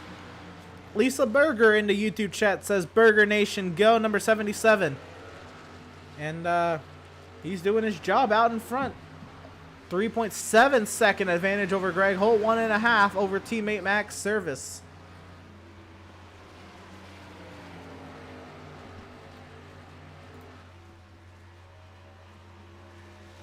And Sylvia's not been able to do anything with Malenko. And now it's tightened up here. Now Cardullo's under attack from Schumacher, while Schumacher got chased down by Stutzman. And Reese Schaefer still has yet to pit. So I don't know what strategy Schaefer's going with. He was trying something. It kind of helped him out, I guess. He was going forward, but he's up in 4th now. And kind of letting the strategies fade into his favor. He might have to short pit again, if anything. But with the leaders pitting on lap 60, we're about 25 laps from another good stretch of pit stops here. 20 laps or so. We'll see another good stretch of pit stops. So we're just kind of hanging around here, and that's going to get us close to halfway. Maybe Schaefer might have been looking at that, and getting close to halfway and being able to make it to the end. Especially with it being a 255 lap race, it makes it even harder to make it to the end. So these drivers, if we stay green, could have to pit there at the end of the race. With 10 to go, and Schaefer might have to, might have that bigger advantage, or some sort of math might happen into his favor. Stutzman got by Schumacher, and now Stutzman's going by Cardullo. Jeremiah Stutzman into the top 5.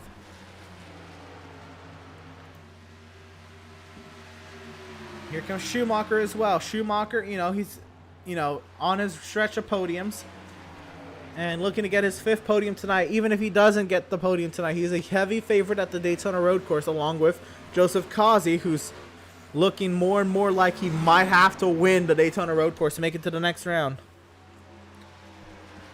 It's very possible because, he is a fast driver at the Daytona Road Course, or at road courses. He dominated the Auto Club Oval, had a wheel issue that gave that win to Tyler Markle. Duked it out with Adrian Schumacher big time at Montreal, beat him out. Schumacher kind of had his way at Road America, but Joseph Kazi was not there. And the Charlotte Roval was absolute madness. Schaefer's in the pit lane now on lap 100. So he's running that fuel tank dry. So he's going to maybe go 160, and 160 will take him to 220. I'm not really sure what the strategy is. Maybe he goes 150 and 200 and... Well, no. I mean, he'd be on fumes at the end. We'll see what the strategy is for Reese Schaefer, but he's in now and trying to see what he can do. No fast repair for the 17 yet. Hanging in there. Fuel. Neil is in the chat. Love to see Neil coming out and supporting one of my F1 drivers of Neil. Says who's top of the charts right now. Right now it is driver of the number 77, Seth Berger. Trying to see who you may know. Adrian Schumacher is a McLaren driver in our Formula 1 series right now, running in the 5th position. Malika used to be a full-time driver in Formula 1. He's hanging there in 7th. Tyler Markle used to be a driver in Formula 1. He might have, I think, ran a race earlier this season, a few races earlier this season, running in 15th. Jacob Zala is a Williams driver, running 16th. Williams driver in my Formula 1 league. And those may be all the drivers you know in this league, but there's at least a few. Seth Berger right now, the race leader, and Burger Nation, a fan favorite here. Seth Berger is. He's got his fan base backing him.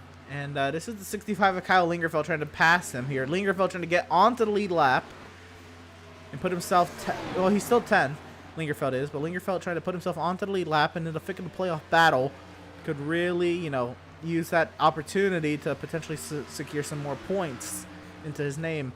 Kyle Lingerfeld is. So he's kind of hanging behind race leader right now, Seth Berger.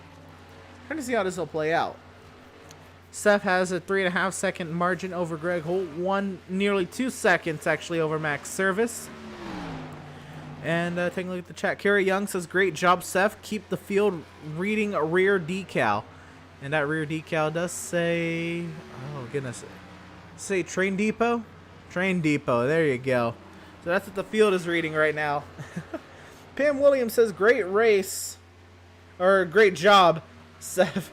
Sorry. Oh, McClune almost into the wall. Almost made contact with Seth Berger. That could have been big. Greg Holt hits the pit lane on lap 106. And is this time for stops? Also pit lane, or driver who entered the pit lane was James Gilliard. Now Matthew Setzer comes in. And here we go. Yeah, this is time for pit stops here. So race leader Seth Berger holding tight there on the back straightaway. Pam Williams said, great job, Seth. And Catherine Lingerfeld saying, happy birthday, Kyle. And it is Kyle Lingerfeld's birthday. Again, huge shout out to Kyle Lingerfeld. I should say 26 years old today. Kyle Lingerfeld. I'm going to sing him happy birthday at the beginning of the broadcast. You should go check that out later. Oh, goodness. But, Kyle definitely having a nice little run here. Something nothing to scoff at for sure. As we work lap 108 of 255, we still await the rest of the pit stops. Again, expecting pit stops to really hit in the next 6 laps or so. But I can't expect these drivers to let undercuts happen on them this quickly. Or this much, I would say.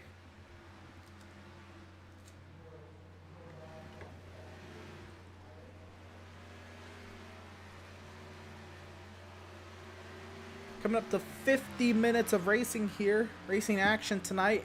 And 110 laps down. It has been a flyer tonight. And coming up to halfway in about 17 laps. We still await more and more pit stops. How about this battle? This is Schumacher. He's catching Stutzman, kinda. Holding tight there. Schumacher, can he catch Stutzman maybe on the long run? This will be something. Josh McClune enters the pit lane. He's several laps down, but it's a playoff driver needing some yellows to fall in his favor. Because of the penalty at the serve at the beginning of the race, Josh McClune started this race a lap, nearly 2 laps down. Now he's in the thick of things. Right now 3 down because he's on pit lane, but he's there on pit lane. Scott Williams has come into the pit lane as well. To the pit box goes Joshua McClune. Let's see. This battle for third that Stutzman's trying to hold on to over Adrian Schumacher. Into the pit lane goes Malenko.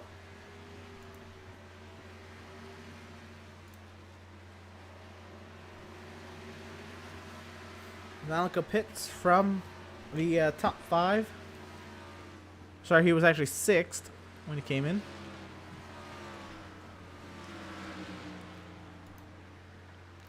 Race leader Seth Berger working his way down the back straightaway. On lap 113 of 255. He's now gone his way up to a 2.7 second margin, but Greg Holt's gonna have a massive undercut on Seth Berger, which is another thing I was kind of worried about for Seth's sake. I don't know how long he's gonna let that undercut play out, or he's gonna have to really play it out now. And I think he's making his bet now. He's gonna have to really play it out and have his tires come in at the end and have him catch Holt, which, you know, he was faster than Holt for the most part, almost the entire run, up until there until right before Holt pitted. So I don't know. We'll have to see how this plays out for Seth Berger. But right now, the race leader by 2.3 seconds, Kevin Thompson, has entered the pit lane. And he's spun on pit entry. She's going to tow it as Lana Cardillo is coming down the pit lane. Try to see what had happened. And there he was, locking up. Oh, he caught the barrels there on the entry. That's so easy to do, man. You can't follow him. Let's right on board with Thompson. Very wide arc trying to get down to pit lane, and wow.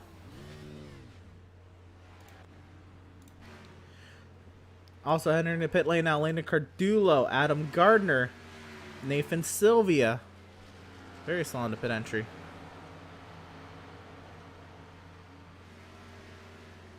That's just pit speed.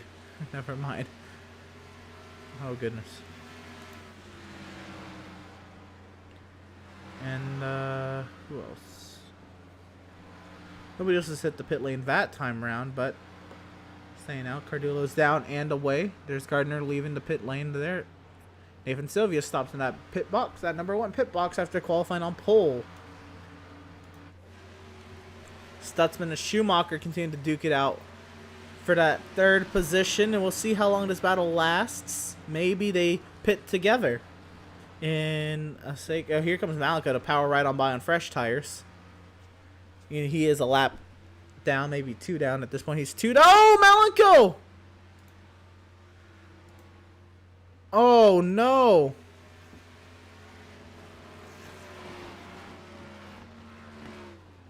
Oh, and this could be huge. Oh, backing up into the traffic. Whoa! What is happening? Oh, my goodness. And the race leader, Seth Berger, back there as well. And that's going to bring out the caution.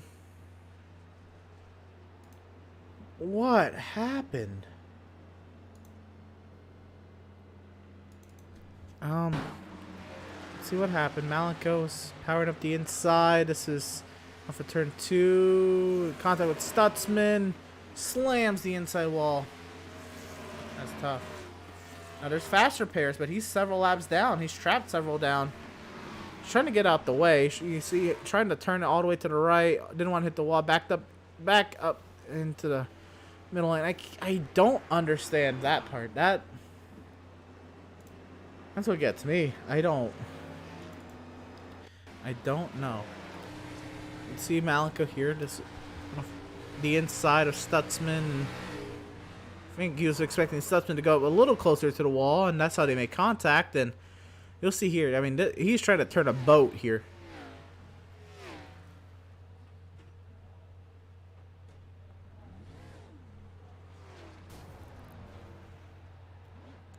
I don't know. I don't really know what else he was supposed to do other than to tow, but he's a playoff driver, and, you know, if he tows, he's pretty much giving up this race.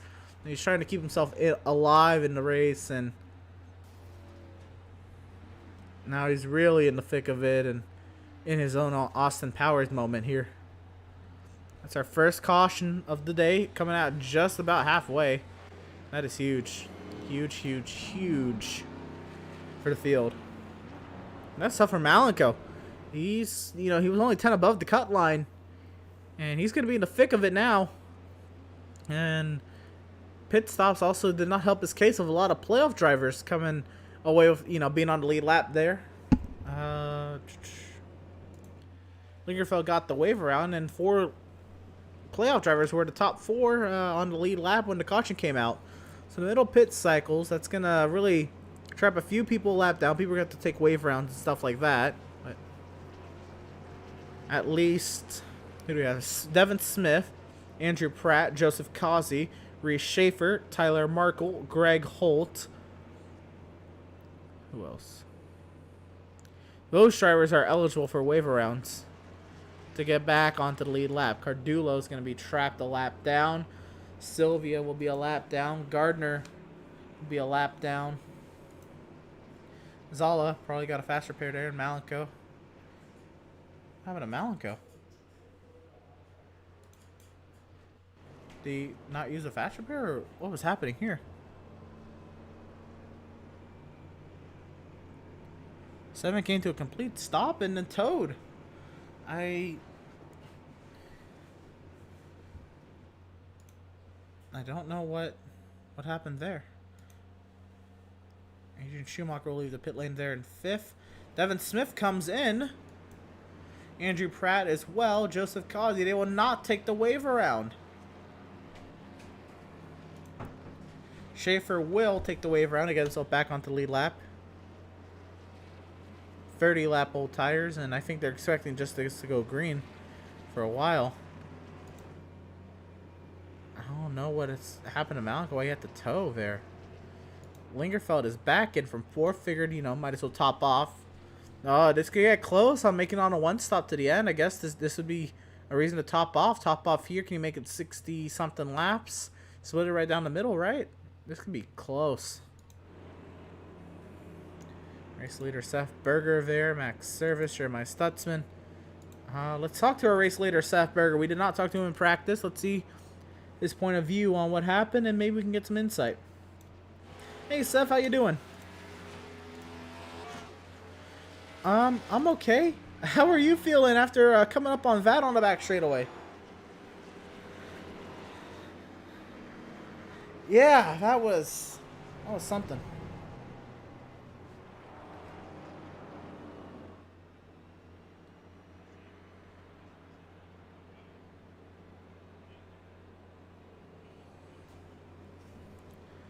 Now, I mean, it's not you, but I know you're in the Discord with them. Do you know what had happened there with Malika and maybe the miscommunication with Jacob and?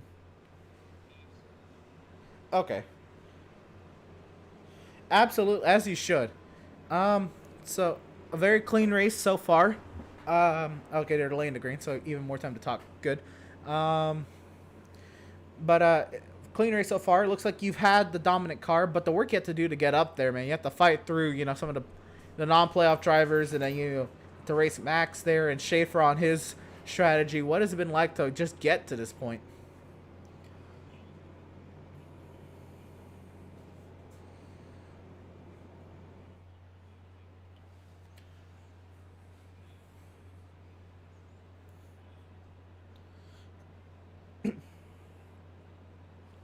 Man, that would be something. So you come into today 17 above the cut line. Nice little race so far. What are you feeling right now, I guess, of your chances in this round?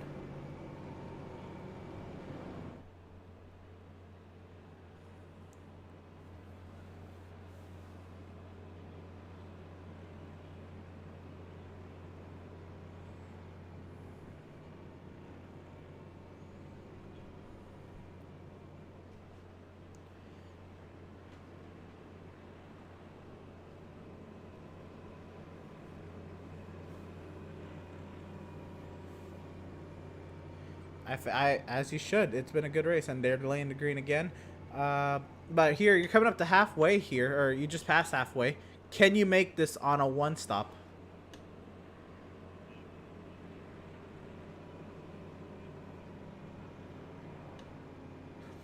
Are you gonna try, or you're gonna run the thing out and see what happens from there?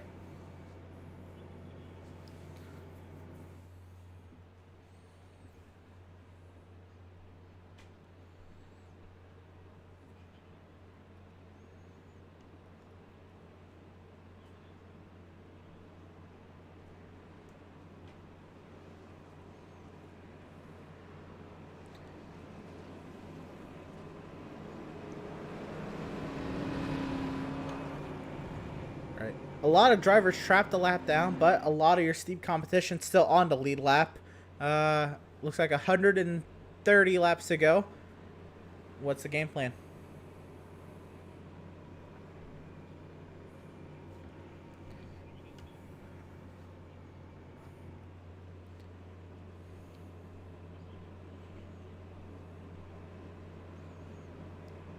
Fair enough. We're going to leave you to it. Driver number 77, current race leader, Seth Berger, Burger Nation's representative, out at front. They're delaying the green again, but we'll leave you to it nonetheless. Yep, best luck to you. Hopefully we'll talk to you on the far side. Driver of the number 77, Seth Berger, and looks like maybe they're working out the order further on down the running order with the drivers who took wave rounds and drivers who came in the pit. I think drivers have to come back, you know, and give laps up. Seth or Scott Williams there in the pit lane. I don't know if they're actually doing all that. Malenko's back in this thing several laps down, I believe. He's, 6 minutes behind Seth Berger. So something big has got to happen for Malenko's sake. He's got the faster pair. That car's clean, but he might need some more help than just a clean car after all that. I don't know what the towing was, and Zala's come to a stop now. He is now towed off the track. Confused on what's happening there. But once again, let's stack up the restart. It's going to be Seth Berger and Max Service, the front row. Row number 2 is going to be Adrian Schumacher and Kyle Lingerfelt. And that's it for drivers on the lead lap towards the front. Also on the lead lap is Reese Schaefer and Greg Holt and Jeremiah Stutzman. Everybody else is 1 lap down. They'll come by on the top of your screen right there. Top 7 are on the lead lap. Devin Smith, Tyler Markle, 8th and 9th. 10th, Landon Cardulo. 11th, Adam Gardner. 12th, Nathan Sylvia. 13th, Joseph Causey. 14th, Andrew Pratt. 15th, James Gillard. He's 3 down. Scott Williams, 16th, also 3 down. Setzer, 17th, 4 down. Jacob Zala since towed to the pits. He'll be 4 down in the 18th position. Josh McClune, 5 down in 19th. Malenko, 5 down in 20th. Kevin Thompson, 7 down in 21st. Everybody else is retired. Elam, Peck, and Miz. 21 drivers strong. Still here at the Monster Mile. Coming up on a halfway restart. Pretty much a halfway break, if you will. 127 laps in. 128 laps to go when we go green. Seth Berger, Max Service, the front row, Schumacher, Lingerfelt, the top 4, and we are green from Dover.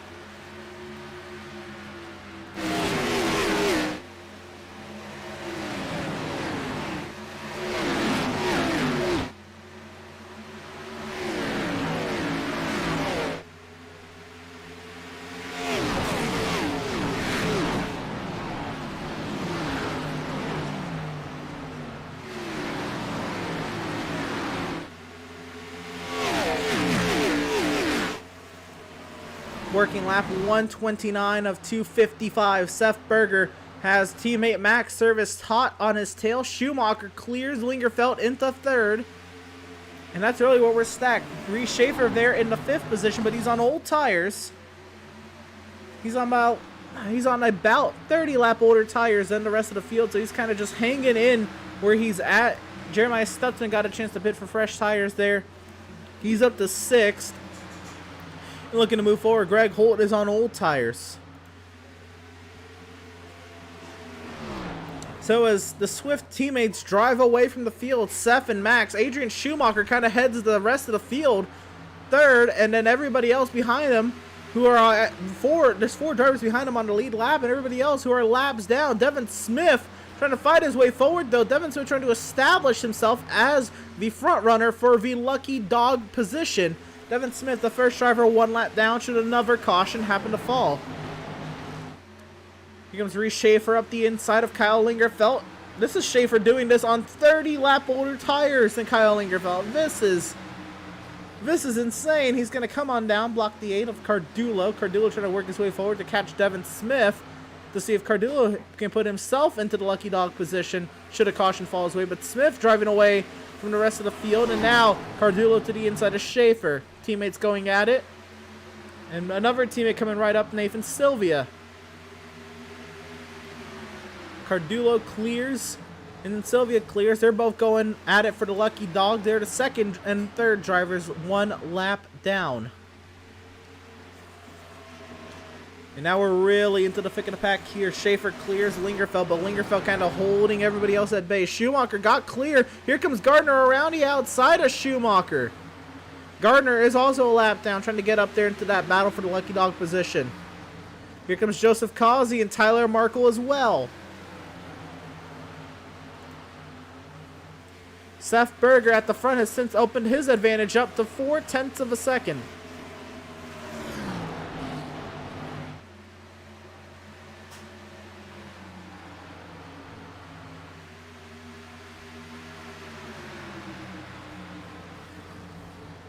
Lingerfeld will give way to Adam Gardner. Lingerfeld has a nice little spot here in the 4th position. A nice little run if he can hold on to it. Schumacher has since dropped back. Schumacher down to 7th. Something amiss with the 82. He's back behind Stutzman and Greg Holt. Schumacher's got fresher the same tire life as the 71 of Stutzman, who he's been kind of playing and chasing with all day. But he's got 16 lap fresher tires, 15 lap fresher. No, it is 16 lap fresher tires.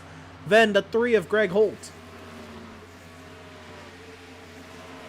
Again, that caution happening in the middle of pit cycles has really jumbled up the running order. We kind of have a lot of people, a lot of heavyweights that we were considering in this race trapped a lap down. Now Holt on Lingerfeld, and Holt's doing this again on, he has 17 lap older tires than the 65 of Kyle Lingerfeld, who I believe was the lucky dog on that caution. Because I think only 4 drivers were on the lead lap when that caution came out. It was Seth, Max, Reese, and Adrian. I'm sorry, Seth, Max, Adrian, and Jeremiah. Schaefer has since done a lot of work to get his way forward on his his tires that he's last put on lap 99. Holt on 105. And Stutzman on 121. And Stutzman was also up there. Oh no, we cannot hear Seth on that oh man. I am so sorry. But I did have that muted. I don't know why I do that instinctually. I am so sorry. I'm trying to recall what he said. You know, he said, you know, this was a sketchy race, but he usually doesn't have fun with sketchy races. But today he has, and yeah, he feels pretty confident of his chances. Likes the road course. Says he thinks he can get a top 5 there. And the plan for this final half of the race was to really just go fast, go forward and go fast. Andrew St. Cor says, "Come on, 7, don't back into traffic." Jaybird says, "What? WTF, Malenko?" Yeah, that was something. I don't quite know what to make of that. You continue watching this battle for the 3rd position. Holt to the inside of Kyle Lingerfeld.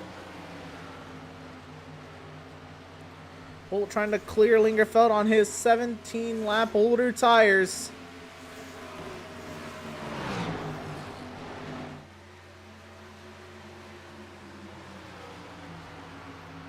Here comes Stutzman as well. Stutzman's going to find his way up to 4th. Lingerfeld back to 5th. Here comes Schumacher. And now Schaefer's starting to feel the effects of his 30 lap older tires. Getting eaten up now by Andrew Pratt, one of the lapped vehicles.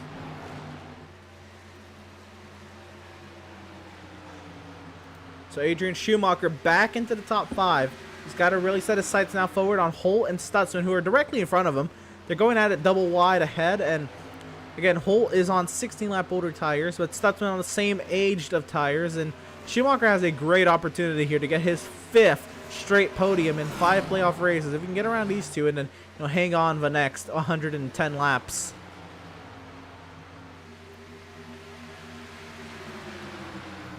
So Schumacher now sizing up Greg Holt without trying to lose the spot to Lingerfeld. This all going on for the 4th position. Seth Berger has opened up his advantage on Max Service to half a second over the 81 of Max Service. Slow car on the inside. That's Greg Holt. Holt's got to come in.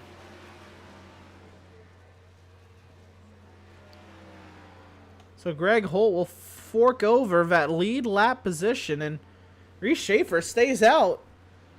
So I'm not quite sure what the reason is for Greg to pit at this time, other than some sort of strategy to work out in his favor.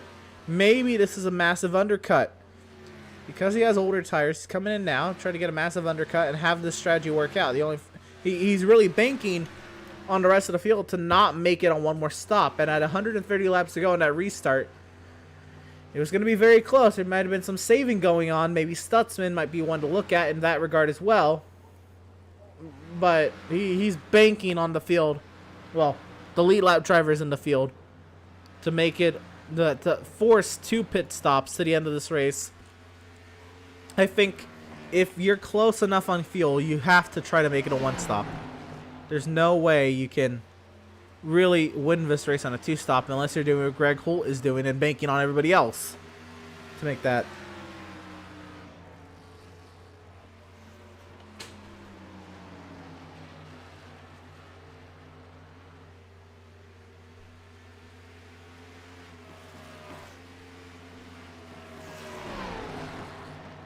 So the top 2 once again, Seth Berger, Max Service. Max Service is not fallen away to from the 77.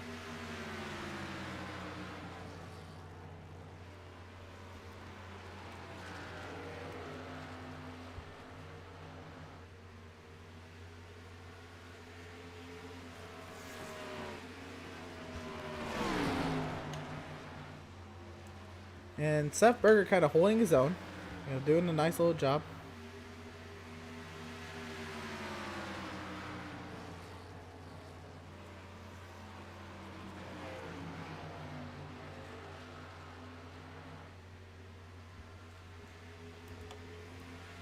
But Max Service has really turned up the wick here. Max Service was easily being driven away in that first stint, and now he's kind of sitting behind Seth and learning this track. And Max could have something to say before this one's over. This is actually tightening up to be one of the tightest battles on the track. The tightest battle on the track is this for the 9th position. It's drivers 2nd and 3rd, 1 lap down. Sylvia and Kazi. Kazi trying to find his way around the 9.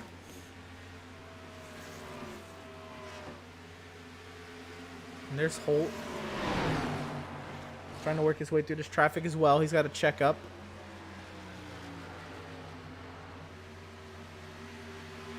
And now that kind of works itself out. But here's really what I want to see. How does Max Service find his way around Seth Berger?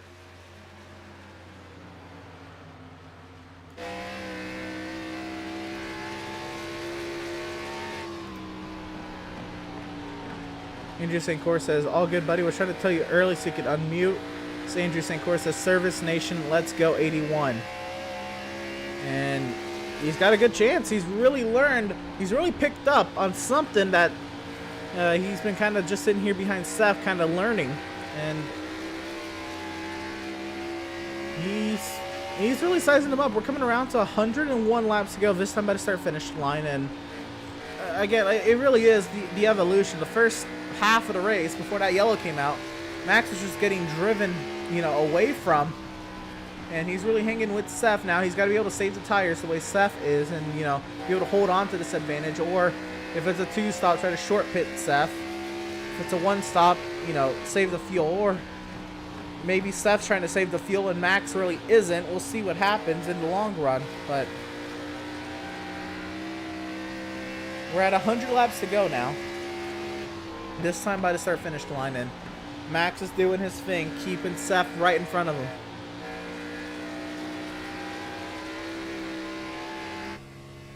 This is from the in-car of the 77 of Seth Berger.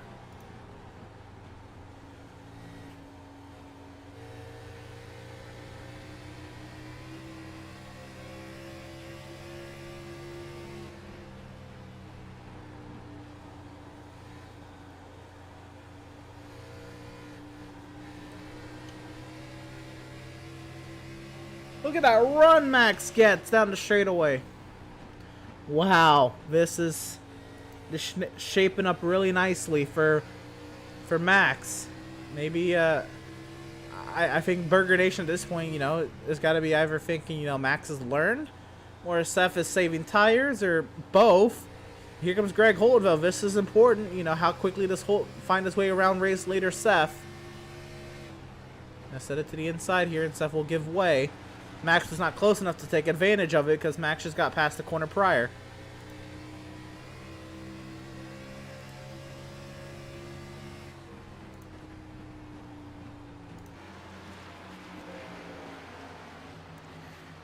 Scott Williams has since come and left the pit lane. There is the 64 on your screen behind the 81 of Max Service.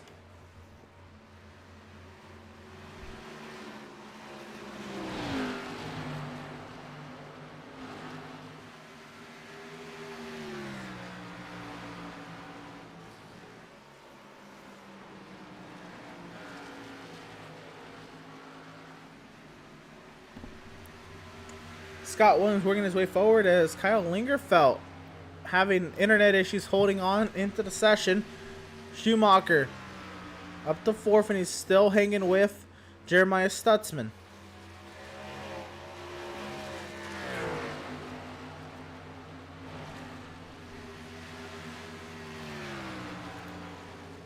And again, Greg Holt is really banking on this field going 2 stops. I can't imagine how that works out any other way if the field doesn't take two pit stops to the end. Matthew Setzer has entered the pit lane.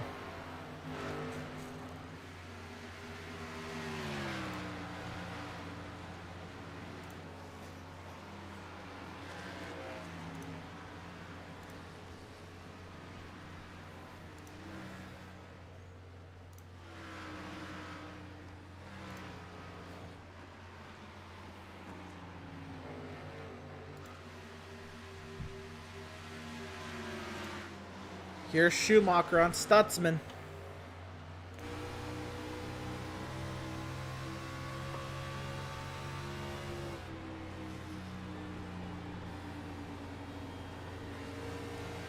Stutzman will go let Schumacher right on by.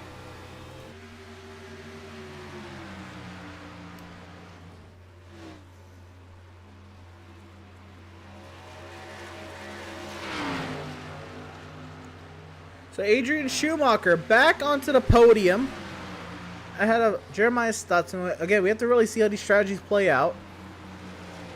And is Schumacher pushing, or is he saving tires or saving fuel? I don't know if he's saving fuel the way he's going, but maybe. I don't know. I really don't know. Reese Schaefer's in the pit lane. He's running it empty. Boys, and he ran at 65 laps. If these drivers saved as much fuel as they could under that caution period, they have a chance. They have a chance of making it on a 1-stop. But they would have to be coasting the entire caution period. Maybe saving a lap out on the track, or a lap or two. They have a chance to really make it that 1-stop. If Schaefer ran it from 99 to 164... at a 65 laps. Now it was about a 9-lap caution period, so they did waste some fuel, but they pitted on 121. They went green on 128. So they're per stint a lap short. And then they're 2 laps short overall, plus whatever they used under the caution period. So about 3 laps short. They could save about 2 laps per stint. This is doable. Now, are they doing it is the next question. I think Stutzman is. I don't know what everybody else is doing. This is Devin Smith working Joseph Causey for the 7th position. Actually, Causey just got by Smith for the Lucky Dog. I think Cardula up the road is actually the Lucky Dog position now. Cardullo is the 3rd physical car in the running order. He is scored in 6th, 1 lap down.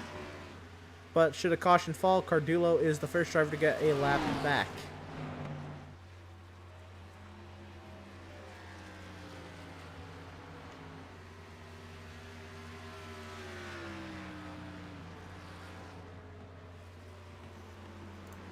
Gilliard has entered the pit lane.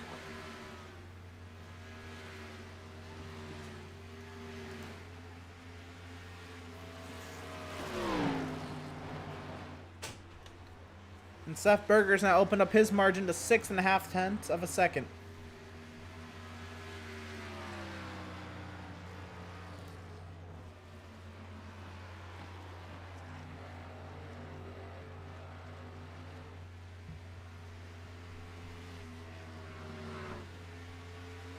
It's like Malenko has entered the pit lane. And this run for Malenko is quickly coming to a screeching halt, really. But you also got to think the drivers behind him in the playoff hunt, you know, below the cut line coming in today, were McClune, who's just a couple spots up the road, and he should still stay ahead of McClune in points. Devin Smith, Devin Smith's actually, you know, really improved. He's up to 8th, and Joseph Kazi in 7th. So this could be something. Max Service and Seth Berger are in. Max Service came in the lap prior, actually, so Max Service with a lap undercut on Seth, potentially. Adrian Schumacher to the race lead. So these drivers will not try to make it on a one-stop.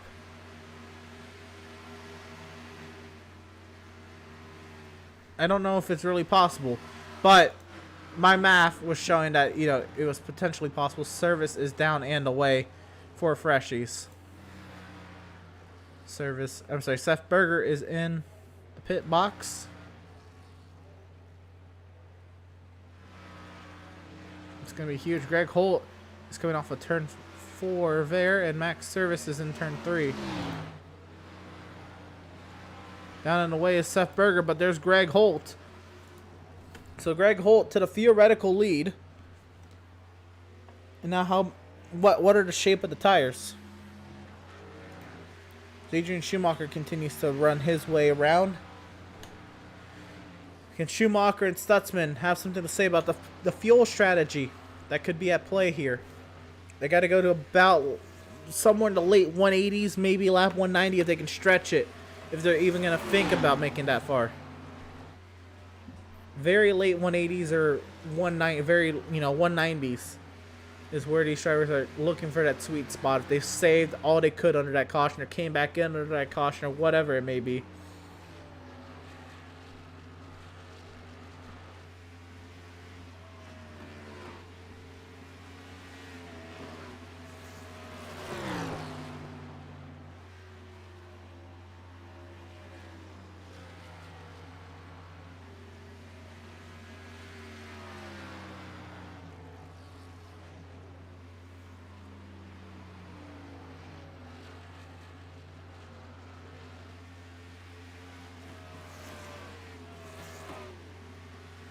Adrian Schumacher, another leader in this race. I think we're up to somewhere in the 8th or 9th different leader of today's race. Adrian Schumacher doing his own, getting himself some more points to his name and leading some laps and potentially working on a strategy here.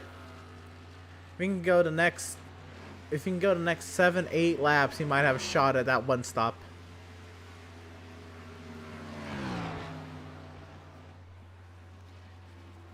So since then, Greg Holt is entering turn 3 right now. Max Service is theoretically second now in turn 3. So Service has gained big time on Greg Holt. Seth Berger comes off of turn 4 right now. There's Service and there's Holt. That can get tight in the coming laps. And Max is actually gaining very quickly on Greg Holt.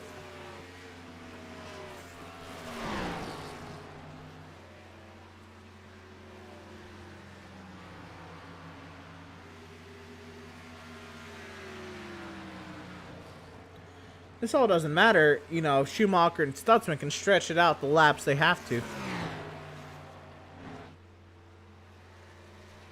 Josh McClune has entered the pit lane.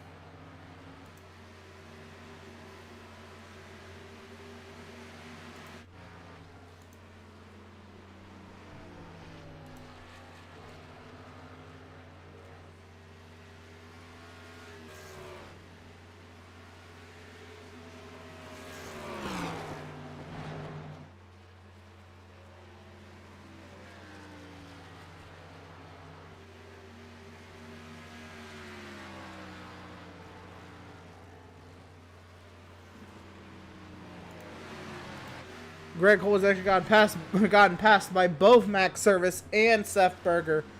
So that's huge. Now does Seth have, you know, the tire advantage? He has 1 lap on Max, but does he have enough to make anything happen of it? Cardullo hits the pit lane on lap 181.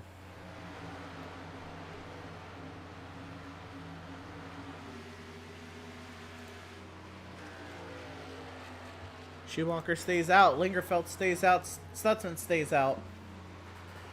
Are these going to be the 3 drivers to make this strategy work? If they can, I think they got to make it to 190. 190 would be 65 laps, so they got to make it 188, 187 to have a shot. They're 5 laps away from doing that, having a shot of making that one-stop strategy work.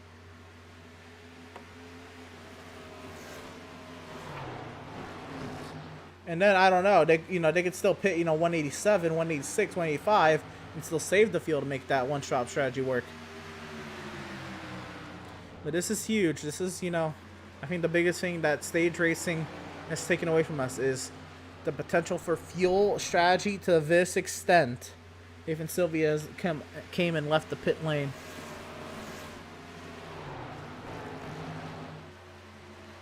Schumacher goes by the pit lane another time, and I think the road course driver and Adrian Schumacher knows that strategy working out. Potentially, he can, I think, go another couple laps and he'd be good. He'd have to save, I think. It's a save, and if he doesn't make it to 190 or 189, he has to save nonetheless. He might be trying something. Schumacher goes another lap. Stutzman does as well. Lingerfeld does as well. We're kind of just waiting to see when can they pit. When can they pit? What's the latest they can pit?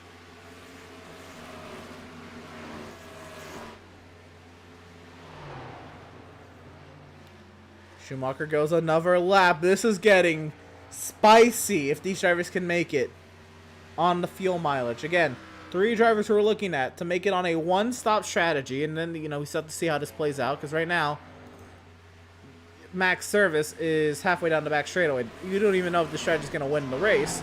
Max Service is the theoretical leader on the 2-stop strategy. They're going to have to pit again. Sometime towards the end of the race, they probably have to take a splash and rocket. Devin Smith, Tyler Markle, Joseph Cozier in the pit lane. I think drivers are running out of fuel.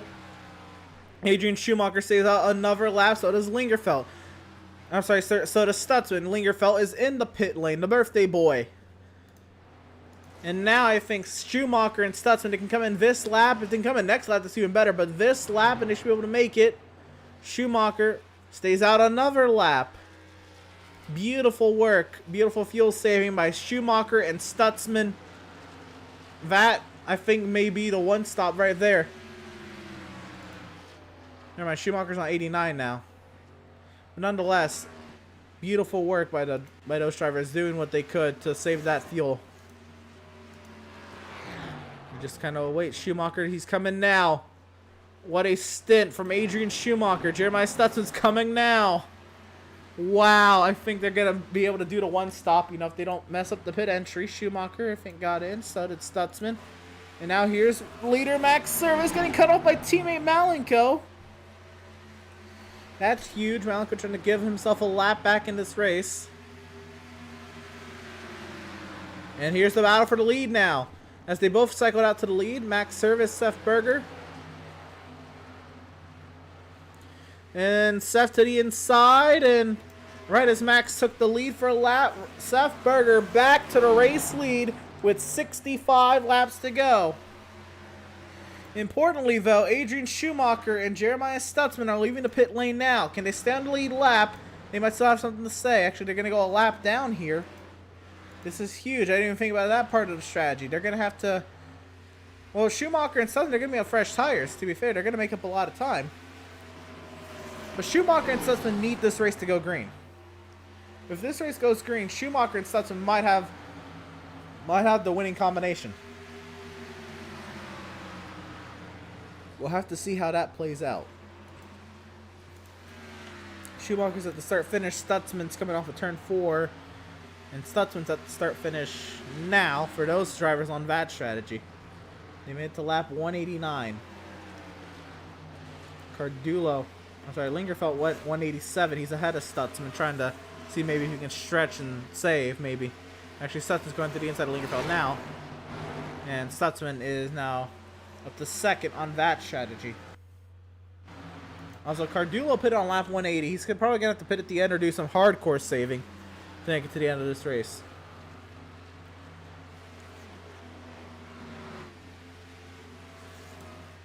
Greg Holt, I don't know what strategy he's on here. He pitted on 144. He was, again, on old tires, but he made it 40 laps and pitted again, so he's probably going to go. He's gone already 50 laps, so maybe just split the rest of the race in half from 144. 44 to the end. That makes it like a 95 stint, 90-something stint. Pit at 45. He's about at his pit window if he's doing that strat. I don't know what he's doing if he's not doing that strat. He's probably just running it dry, which I don't see much use to anymore. Anyway, other than hoping for a yellow. Race leader for now, Seth Berger, has opened up his advantage to 1.3 seconds as he comes around to 60 laps to go. So let's take a look at the chat. Dennis Montez says, you go 77. Diane Mendez says, hey to Joseph Kazi. Let's go ahead and check in on Joseph Kazi and how he's doing. Joseph is hanging in the top 10. He needed a decent run today to get himself out of that hole he is outside the playoff cut line right now, and running in 10th is going to do some wonders for him, but it might not do everything. But next week at Daytona Road Course is a good category of track for him. The road course category has been good to Joseph. He's dominated Auto Club Road Course and then lost to a steering wheel malfunction, and then battled the driver he's battling with right now, not for position, Adrian Schumacher, to really until Schumacher made a mistake at Montreal. Schumacher, on the other hand, has also won 2 road courses to his name, Road America and Charlotte Roval. The only over road course victory this season has gone to Tyler Markle at the Auto Club Road Course, who was eliminated from the playoffs in round number 1. Tyler Markle runs in the 14th position. But there's Joseph Kazi in the 10th position. He just got past there, but that was not for position. Now this is for position. Him and Andrew Pratt duking it out, and they're on the same aged tires. So this is straight up just Pratt maybe using up his stuff more or Kazi saving, but they also are trying the one-stop strategy to the end. So they could gain some positions before all this is over. Back up to the race leader. Let's go back to the chat. Chris Newhall checking in from Crestwood, Illinois. Go number 77 Burger Nation. Andrew St. Cour says Max and Seth need a caution. For their strategy, yes they do. They need a yellow. They really cannot allow Schumacher and Stutzman to get back onto the lead lap and, run the strategy. William Stark says, come on, Seth, leave that number 3 behind you. He definitely has. And Rebecca Berger says, keep it up, Seth, you can do it. Yeah, and these boys have put on an interesting strategy to stay out for as long as they did. Absolutely. That caught me off guard again. But, yeah. They have made the amount of laps they need to make it on a one-stop strategy. Greg Holt is in now. Again, I don't know what strategy he was going off of, but again, on 17 lap older tires, 16 lap older tires, I guess he had to try something. Yeah, that's something he tried, and we'll see where that falls out for his favor at the end of this one. Greg Holt right now down into 9th, back to 10th, and still losing spots, but he's going to be on fresh tires. And he's pretty much setting himself up for where he's going to end up. He is, importantly, behind Schumacher and Stutzman, who are going to the end. More than likely. I can't see why they wouldn't. Adrian Schumacher, in that strategy, if we stay green, is the theoretical leader on that one-stop strategy. Go for it. Could this be the week that Adrian Schumacher finally gets out of 3rd and gets a win? It'd be interesting to see. Especially with the strategy call. It's a great strategy call, but you know what? The self-proclaimed road course racer might have had that come to advantage today. This race is ran very green, apart from the one incident that you were involved in on the back straightaway. Yeah. And the likelihood of this race going green to the end is very high, and he worked this race backwards. He saw when the caution came out, doing the math, If you can make it to 188, 189, 190, you can make it to the end of the race on that one stop. So talk about that incident. I can't fathom what Malenko was thinking backing up that far across the racetrack, but he's also trying to turn a boat around. Yeah, you know, I wasn't really too mad at Malenko about it. I mean, my race was going bad anyway. It's just been a very underperforming season for the 4 car, and the 4 team is looking on to next season and how things will go there. But you know, he just pulled back up on track, nowhere to go, and it is what it is. This tough season, tough races that I've had, and I just can't get any speed out of that thing. So there was a fast repair. Why did he towed as well? But why'd you both tow?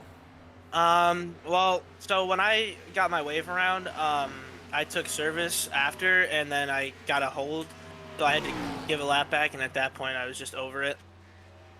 I was just like, you know, at this point, it's not even worth it. My race didn't go too hot, and again, it's just been an underperforming season, so. This is what it is. We move on and look to the future. Fair enough. James Gilliard has jumped to the pit lane, so something amiss with the 33, and he might be out of here. He might have wrecked it on pit entry. Here's the 33's pit entry. He's taking it very easy. I can't see him wrecking it. That's been a story today. A lot of drivers have wrecked it on pit road trying to get down there. Okay. Yeah, he's gone. I don't know.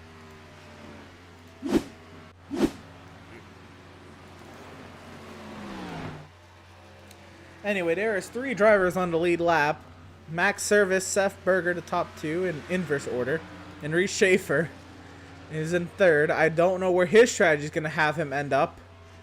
This could be another strategy too. He definitely has to make it on another. He definitely has to pit one more time in this race. He can go 163. If he can go 65 laps, that takes him to 223, 228. He's got about 25 laps on fresh tires. If he pits, he can try to chase down whoever he can and get the best spot he can. I don't know how this is going to work out, but he'll be on 25 laps on fresh tires at the end of this race. From wherever he ends up whenever he pits, if he's going to the end of his fuel run. Such an odd race because of the timing of that one yellow. They're in the middle of pit cycle, trapped several drivers a lap down or more. There was only 4 drivers on the lead lap when the caution came out. And those drivers were 3. Yeah, those drivers were Seth, Max, it was Adrian Schumacher, and Jeremiah Stutzman. Kyle Lingerfeld got the wave around. Got the lucky dog. And Reese Schaefer took a wave around. Greg Holt took a wave around. Everybody else probably took wave rounds, but it only got back to 1 lap down. Malenkos came and left the pit lane. He is 6 laps down, slugging it out, trying to see what spots he can get. Again, he came into today's race tied with Schumacher, 10 points to the good. Really, for Malenko, he can, the road course, he's pretty good at the road courses. He needs to even get his head out of his behind to really perform there, but Malenko can really shine at the road courses. He just has to do it. And that's really what we're focusing on next week. Focusing on for him because it's the next week. He's down in 18th. There's not a whole lot more he can do unless, some calamity happens. Just powers around the outside of Cardullo on his fresh tires. Malenkos on fresh tires. But, again, he came into today tied with Schumacher, 10 above the cut line, and behind Seth, 17 above the cut line. So for Malenko's sake, the only drivers he wants to win is really Seth or Adrian, because they were already ahead of him. He needs some help here. The drivers who are below the cut line coming into today, Josh McClune is running 15th. Joseph Causey is running 12th. Devin Smith is running 14th. Now, Devin Smith is on the strategy to try to make it on a 1-stop, along with Joseph Causey. So those positions could be improving soon. Wrecking. Oh no! Landon got wrecked by Setzer. Oh no! I think Setzer just drove right through him. Looks like we are staying green for now. Let's see what happened. This is the lap prior.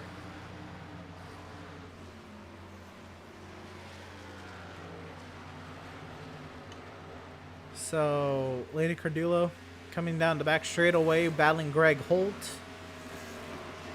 Lets Greg Holt go by on the inside. And Cardullo was trying to come down on Setzer, but Setzer was on fresh tires. And I don't think Cardullo was expecting him to come that fast because he was on fresh tires. And Max Service is hitting the pit lane. Reese Schaefer's hitting the pit lane. Yeah, I retract my statement. Yeah, it looks like he tried to get down in front of Setzer, and Setzer was flying right there. And so what's this strategy from Max? He knows he has to make it, I guess, one more stop. Is this just splitting the rest of the race in half? yeah, I think so. I think he's trying to split it. And Seth is I don't in know now. I don't know if these guys have any hope, knowing that there are some people who can make it on one stop. I think they were really hoping that Landon was going to say caution over the radio there, but he did not. Yeah. We stay green. And Adrian Schumacher coming down the back straightaway. He's half a lap back of Seth Berger.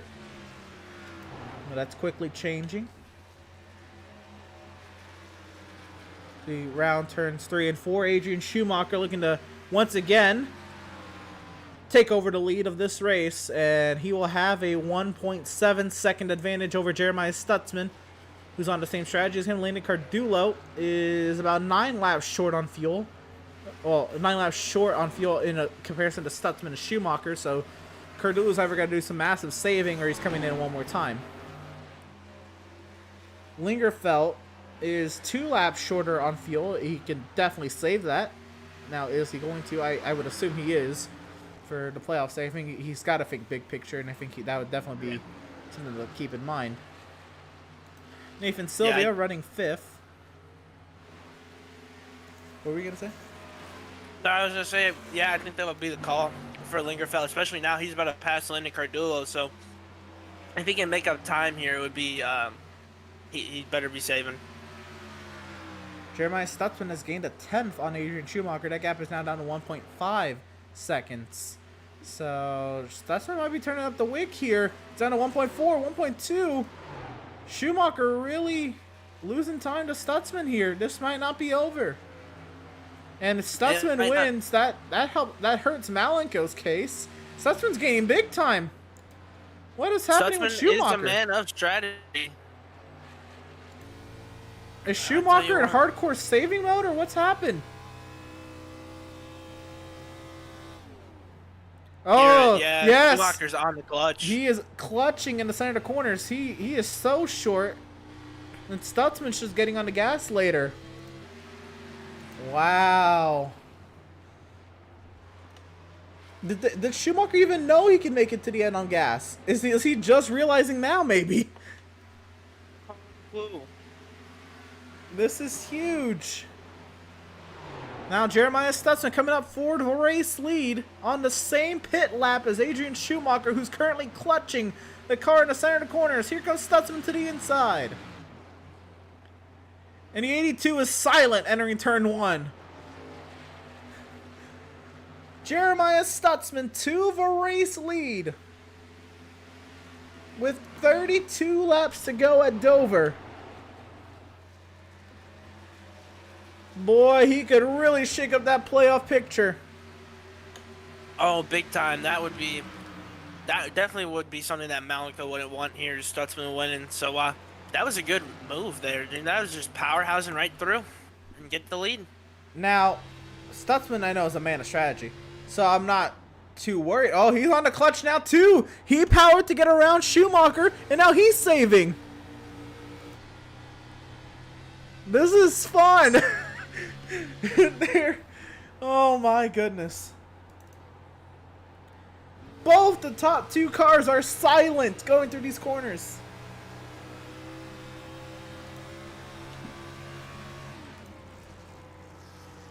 Dennis Montez' 77 car looking sharp out there on that merry-go-round. Yeah, that 77 car was looking nice. Gonna see if he can make his strategy pay off here, since he no longer has to save fuel. Seth does. He's good to the end. Oh, lap traffic! Oh, Stutzman takes it to the inside 3 wide. Wow, that was insane. Oh, to the outside, still 3 wide. Schumacher way up high. Marco trying to hold the middle, and Schumacher's gonna really get out the throttle.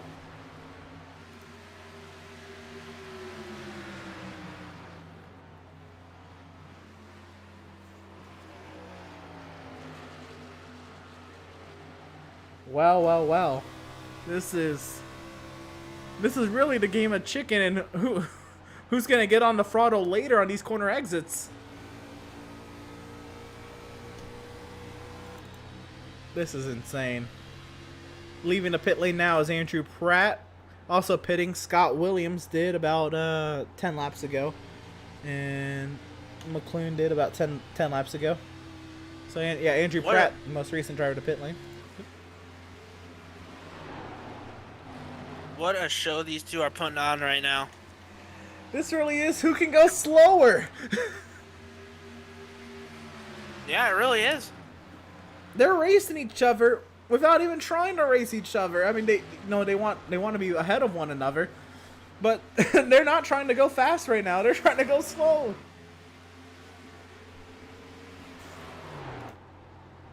So you can pull up the dashboard. You can see the speed in the center corner. Oh, he did. Setzer did it again. Huh? Setzer wrecked Cardulo again. I was hearing something on the radio, and Setzer wrecked Cardulo again. Huh. So you can go back and see what happened. It's a lap prior, he's battling Malenko. I don't see Cardulo around here, so this might have been a couple laps It was ago. 222. Oh, that was a while ago. That could have been what we already saw. No, no. I cannot go back. That's fine. Yeah. It's all good. But that incident happened. We'll further on now, but we can go back to these two. Oh, 222. Yeah, that was actually afterwards. You're right. Yeah. It happened originally on 219. But 3 laps later.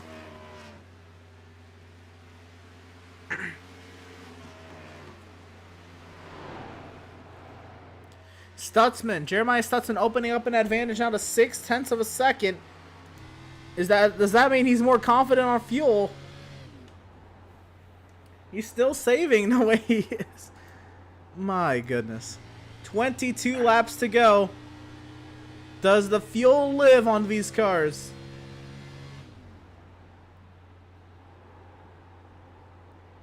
We'll have to find out. This has been an interesting way to end this race. These guys are trying to push it all they can. Oh, I just realized Seth is on the lead lap and he's coming. Oh. I thought he was a lap down. He's coming. He's here. He's Burger on fresh Nation, rise tires. up. He doesn't have to save. Seth Berger says, "Excuse me, I'm coming through." Now, this is what Malenko wants. He needs Seth to get that lead. And Seth Berger has driven up to second, pretty much like an RKO out of nowhere. I thought he was a lap down. Yeah, we had no idea that Seth Berger was on the lead lap, and he's plowed through the field, and now he's going to try and get to Stutzman. This is the battle for the race lead now. Catching up to Jeremiah Stutzman. He'll breeze right on by. Not even a chance. Back to the race lead, Seth Berger. 19 laps to go here at Dover. Seth trying to not only get his 6th win on the season, which would tie him back again with Greg Holt. He tied Greg Holt with his win at Atlanta, and then Greg Holt, passed him at Las Vegas. So Seth trying to tie that win total once again. But not only that, but put himself into the next round of the playoffs if he can get it done in 18 laps. And now Max Service going by Adrian Schumacher. So Max Service coming up here onto the podium now for Max.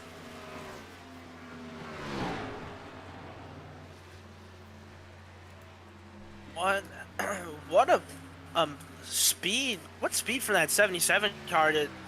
Like we said, we thought he was a lap down, and no, he came right through and passed Jeremiah Stutzman and Adrian Schumacher with no problem. I really thought he was a lap down. I thought with the pitting that he had to do. Man, that is crazy. Mark Berger says, you got this 77. And Pam Williams says, damn right, 77.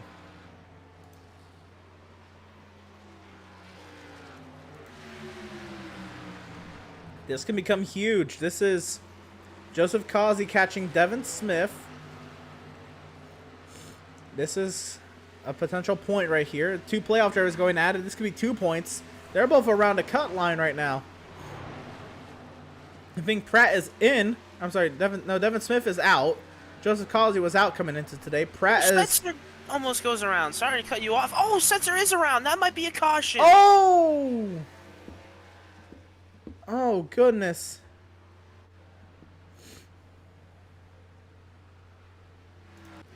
Let's see what happened. Leaders are still running race pace. Still no yellow. This is what happened to Setzer. Oh, Cardullo caught up to him. This might be what you think. Oh, he followed him. He wanted some. And he didn't spin. Oh, and he tried to wreck him back and wrecked himself. Oh, man. This is gonna be a fun debrief with the admins. Yeah, this is gonna be interesting. And that 5 car is destroyed. But I mean, to be honest, in that 5 cars camp, he kind of deserved that one. He almost took out Cardullo 2 times, so that he had that one coming. Yes and no. You got to think. He's right. Also, what had happened on that first incident was he was glued to the inside. He was on fresh tires, and he got cut off. Yeah, well, the first time, yeah, I agree. I didn't see the second time, so I can't speak on that. The second time, Nathan Sylvia's on pit lane. The second time, he's just racing the lead lap cars too hard, and then, what goes around comes around, and he got what was coming for him. So kind of confused with Nathan Sylvia pitting there. Thought he could make it to the end when he pitted, but he cannot. Back up front, 11 laps to go. Seth Berger leads 4.6 seconds over Max Service. Jeremiah Stutzman 3rd. Kyle Lingerfeld 4th. Adrian Schumacher 5th. Greg Holt in turn 1 trying to get out of 6th. Reese Schaefer 7th. And Tyler Markle in 8th. Yeah, Markle is a lap down. Everybody else is on the lead lap. Schaefer's on the lead lap. I can't believe that. Barely, because he's about to get lapped, but that is insane. 9 laps to go from Dover.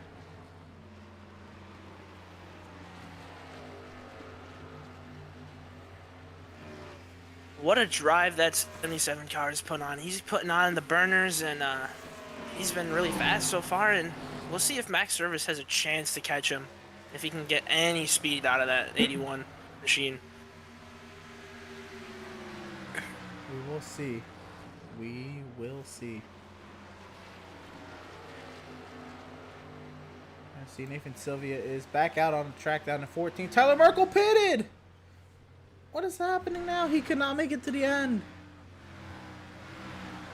Oh, man. This is... I mean, that's not a playoff drive, but this is still huge to the running order.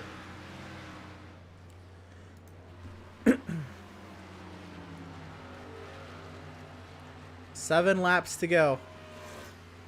4.5 seconds. Seth Berger's lead over Max Service. That lead continues to grow to Jeremiah Stutzman, 7.7 back. Lingerfeld, 14.5 back. Adrian Schumacher, 15.5 back. And Greg Holt, 21, nearly 22 back. We thought Service and Berger would be hoping for a caution. Now if you're Stutzman and Schumacher, now you guys are hoping for a caution. Yeah, that is how the tables have turned. And yeah, the tables really have turned in Seth Berger and Max Service's favor. Looks like the bitrate was having a little issue there. Looks like we've resolved that. So hopefully the stream is right back on. St. Cor says, LOL. Dennis Montes, party time, burgers and beer. A Marco. And Astro Charm says, hello. Hello there, Astro. We're enjoying what's left of the show. The 5 laps remaining. About 4 laps to go at the Monster Mile. It has not really been a monster today. It is. No, it really hasn't. There's only been 1 caution, I do believe. I am very impressed with this group of drivers. Even if we got a late race one, man. Yeah. Like These drivers are so good at what they do, and you got to give all the props to them. They are so good. It just continues to dawn on me. These drivers, most of this league, less than a year in iRacing. My 1-year membership is coming up soon. I made the move to iRacing, at the same time as these drivers. I gotta renew later this month. It is insane for me to think that. I've been here for a while, but again, I can't perform in Xfinity cars, so it's not too shamed to see me not doing so hot. But next season, I'm looking forward to it, and hopefully we can get some better results next season. Not only is this league, very new to iRacing, one of the newest drivers in the series to iRacing literally joined the service 3 weeks before the season started, is leading on the final lap of his potential 6th win on the season. He's got half a mile to go. Seth Berger from Elmhurst, Illinois, to lock himself into the next round of the playoffs for the 6th time this season. Seth Berger will win at Dover. What a win from Seth, and what a way to pull it out there at the end, as we thought Adrian Schumacher and Lingerfeld were going to win it, and no, they did not. Jeremiah Stutzman will come home in 3rd. Lingerfeld 4th. Schumacher 5th. Greg Holt 6th will be the last driver to cross the line on the lead lap.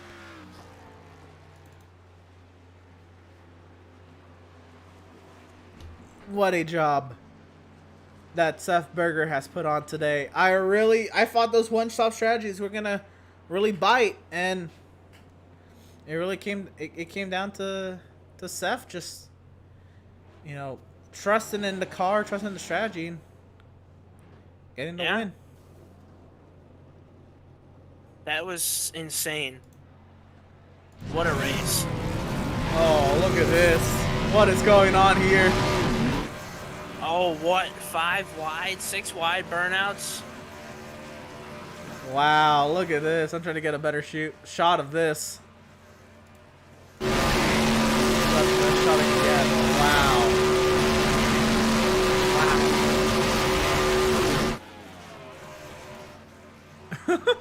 What is going on the front straightaway? Is that Schumacher down there as well? Yeah, Schumacher's there. It is it's a general chat win. Yeah. That's what it is. Maybe I should go. Oh, I can't get out there. I was saying maybe I should go out there I can't get out there, but. My goodness. That's awesome. A general chat victory.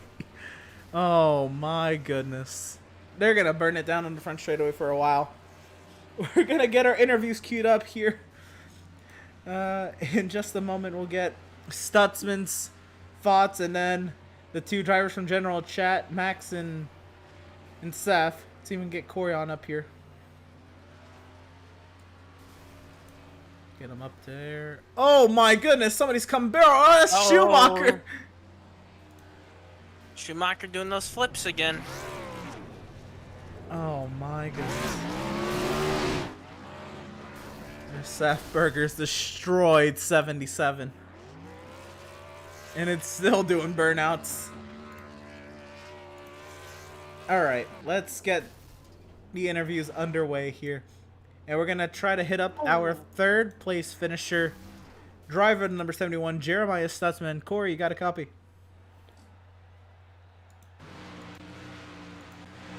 Yeah, I got you. Right on. So, when that caution came out of halfway, did you Or did you already know that you were gonna attempt the one stop? No, that caution shouldn't have came out, but I couldn't turn, so I apologize. It it happens, but more or less, once you've gone, through your pit service and all, and you restart, and you're on lap 128. Or you still did you have any thought in your mind at that point that you were going to be able to squeeze the one stop out, or did you find out later in the run? I didn't know it was even possible till like 5 laps ago in that last run before it, so it never even crossed my mind. Wow, I was talking about it the whole time, and I figured you were gonna do it, and Schumacher, because he's a road course racer, we're gonna try it. I mean, you both did try it, but it looked like y'all kind of caught on late. But nonetheless, it looked like it looked like a fun track out there. I mean, Dover is a fun track, but to you, I know you kind of were in the thick of things, and you kind of saw, everybody struggle at their own points. What do you think, I guess, was the point of today's race? Do you think it was the track? Was it 255 laps? What do you think that really caught out a lot of people today? I think it was the track and the tire wear. People that managed it the best pretty much cycled to the front pretty quick. Fair enough. So when you did finally get a wind of the one-stop strategy, what was the likelihood you thought that it would get you to the end, in that number one spot? Not at all. I knew I wouldn't get first. I was just trying to get a top 5. So to finish third, I'm really excited about that. Hey, fair enough. You came into today 3 points above the cut line. Now you're leaving today with a nice little finish, heading into Daytona Road Course. How do you feel about Daytona Road Course? Not good. I like the road courses. I just struggle really bad. But I have a lot of fun.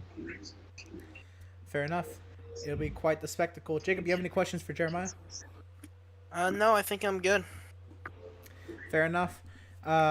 Again, I'm very happy you made the strategy work, because I said it, right as that restart was happening about, being able to make it on a one stop, and I would have looked really dumb if nobody tried it.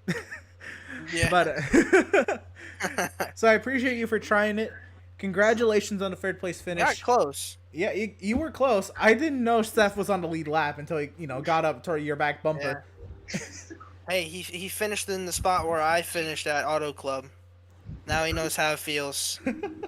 Yeah, there was no blocking them two, even if I wanted to. They was in a totally different zip code. Yeah, they were something else. I guess one more before you go. What do you think was the raw pace of the 71? Where would you have placed, without the midway caution, if you think just went green from flag to flag? It was definitely a top 5 car. My best car I've had all season. It really hooked the track. I was confident in it. It would have been a top 5 either way, I think. It looked like it. Looked like a fun race for you. Looked like a fun car to drive, fun track to drive. And even a little bit of strategy sprinkled in. Got you a third place finish tonight. Congratulations once again on the podium, and best luck to you next week at the Daytona Road Course. Thank you, and good job as always. Thank you. Thank you. Driver of the number 71, Jeremiah Stutzman. And now we got to talk to the man, the bridesmaid once again, Max Service. Hey, you finished. I am so thrilled with this second place finish. Like, it's unbelievable that it even ended in a second place finish. This is like a win. Oh my goodness, the way General Chat was celebrating on the front straightaway, it looked like a win. That's awesome. It was great. Almost died on lap 228, but we survived till the end.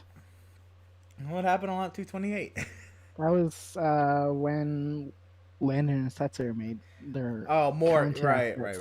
Their initial, the one that triggered what happened later. The first one, the trigger, I believe, was on 219. 219. Yeah, that was. And then it was 222. That was the final blow. 222, and then the last final blow, I think, was where you're at. Yeah, that was nuts.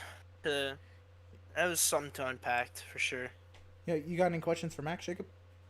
Sure, I'll go ahead. So I'm gonna go ahead and ask right off the bat. What do you think about that whole incident? What was the ordeal going on with that? I don't really know what happened before. All I know is that my life flashed before my eyes there, but it looks like Setzer just kind of assumed Landon would be faster and just kind of hit him, and then they made more contact, and then things happened from there. Yeah. You finished second today. What's it gonna take to get this 81 car to victory? Finishing races in the future, maybe that would be a good start. But no, I don't know. I don't quite have enough on the long runs right now, I guess. But it's just mistakes with the brake bias pre-race. I didn't quite have it low enough all race, and didn't quite hit the lines I was prepared to come here and run the bottom, and we ran about a lane up. So that didn't go in my favor. But overall, a really, really good day. I'm so thrilled to run second. Yeah, I agree. I mean, it is a good day. Emerson, I'll go ahead and throw it back to you now. Yeah, I got a couple. That first stint, when once you got clear, of, I believe it was Nathan and Landon, and once it was just you and Seth, it looked like Seth was still just able to straight up gap you until that first round of pit stops. It looked like once you got behind Seth, I'm sorry, that first, I guess, the caution. Look at, once you were with Seth, you were able to stay with him instead of him just driving away from you. What changed, or what did you learn in those, I guess, 120 laps? Honestly, I think I was just further forward in the track. Cooled off a little bit. I felt like there was a lot more shade on the racetrack there. But it certainly helped not being stuck back in like fifth and having to come through and just getting to be second or wherever I was. Fair enough. You came into today 7 points over the cut line. Nice little run for you tonight. Should definitely boost that number up. Now, heading into the Daytona Road Course, how do you feel? One, about the track, and then two, about your chances. I think you should know how I feel about the track. I'm not a big fan of the dumb chicane, but other than that, I love the Daytona Road Course. If we could just remove that, I'd be absolutely thrilled to be running it. But the chicane ruins it for me, ruins all the flow. But I don't know. We'll run 10th, top 10. I don't know. Depends if I can get into the chicane without locking the tires to death or not. Well, we'll see. It'll be something. Congratulations on your second place finish tonight here, Max. You finally finished one, like you said. I know. You needed to in the pre-race, and you did. Congratulations to the team for winning tonight, and yeah, best luck to you next week at Daytona Road Course. Yeah, good luck, we're gonna Max. start to run our top 10s. Yes, sir. Driver of number 81, Max Service, and now we have to bring in that man who's Burger Nation. Yes, sir. Driver of the number 77, now once again tied for the most wins this season, Seth Berger. Seth, how'd you get number 6 done? Oh, I was just focusing really hard, man. Just drove what the car gave me, and I've just been sticking to the same game plan every week, honestly, and it's been working out. Just taking my time and figuring out the car and the track, and I get it in the long run, and eventually I'm just long run enough that I don't have to worry about the short run. Fair enough. So today you oh good, I'm trying to remember where you started. Actually, I have that right in front of me. Give me 1 second. You started 5th. Right off that first stint. You had to get through Nathan and Landon and Fair and Elam. What was kind of going through your mind having to work through those guys? I know, Nathan and Landon, they had pace, and Fair was up there too. He qualified up there for a reason. But what was it for you, I guess, to really work your way to that long run, get through those guys, and then have it just be between you and Max? So what was that first stint like? Oh, yeah, that first run off the drop of the green flag, I did not think I was going to be able to get to the lead just because of the competition ahead of me was very strong. And we were all running kind of the same pace, so I didn't think I'd get much of an advantage on the long run, but I just kept running my own pace, and I burned up the tires a little bit because I had to take advantage of the situations early on there when they started checking up, and I dove down low and just drove around them. I didn't want to deal with the dirty air. I felt like that would have burned up my tires more than anything. But yeah, it was it was awesome to have it between me and Max there pretty much at the end. The fact that we both stayed out as long as possible and got that yellow was the best thing that could have happened for us. And I believe we got a straightaway advantage after like 3 laps when we went back green. So that was definitely awesome and definitely comforting to know that we had a huge gap like that for if anything were to happen. We had that buffer so we could still be up at the front for any future restarts. But yeah, that was cool. Me and Max haven't ran up 1-2 in I don't know how long. I think it might have been Homestead really, where it was just me and him really. But yeah, it was an awesome race. I think this might be second to my Kansas race, domination wise. Absolutely. It looked like that 77 was dialed in to the fullest. Now, I noticed something before that caution, then after that caution. I know you both had to work through the traffic, though. Max started second. He didn't have too much traffic to work through. But once it was just you and Max first and second, before that caution came out, it looked like you were just straight up driving away from him, gaining a 10th every couple laps, and it looked like the 77 was just better than the 81. After that caution, it looked like Max was just able to keep up with you the entire rest of the race. What do you think changed, maybe in his favor, or did you change anything, or maybe just, where he was on the track, he was able to follow you more? What do you think happened? I think he definitely saved his tires more, just because of being able to stay with me as long as he did. Because in the first stint, I believe he drove away from me.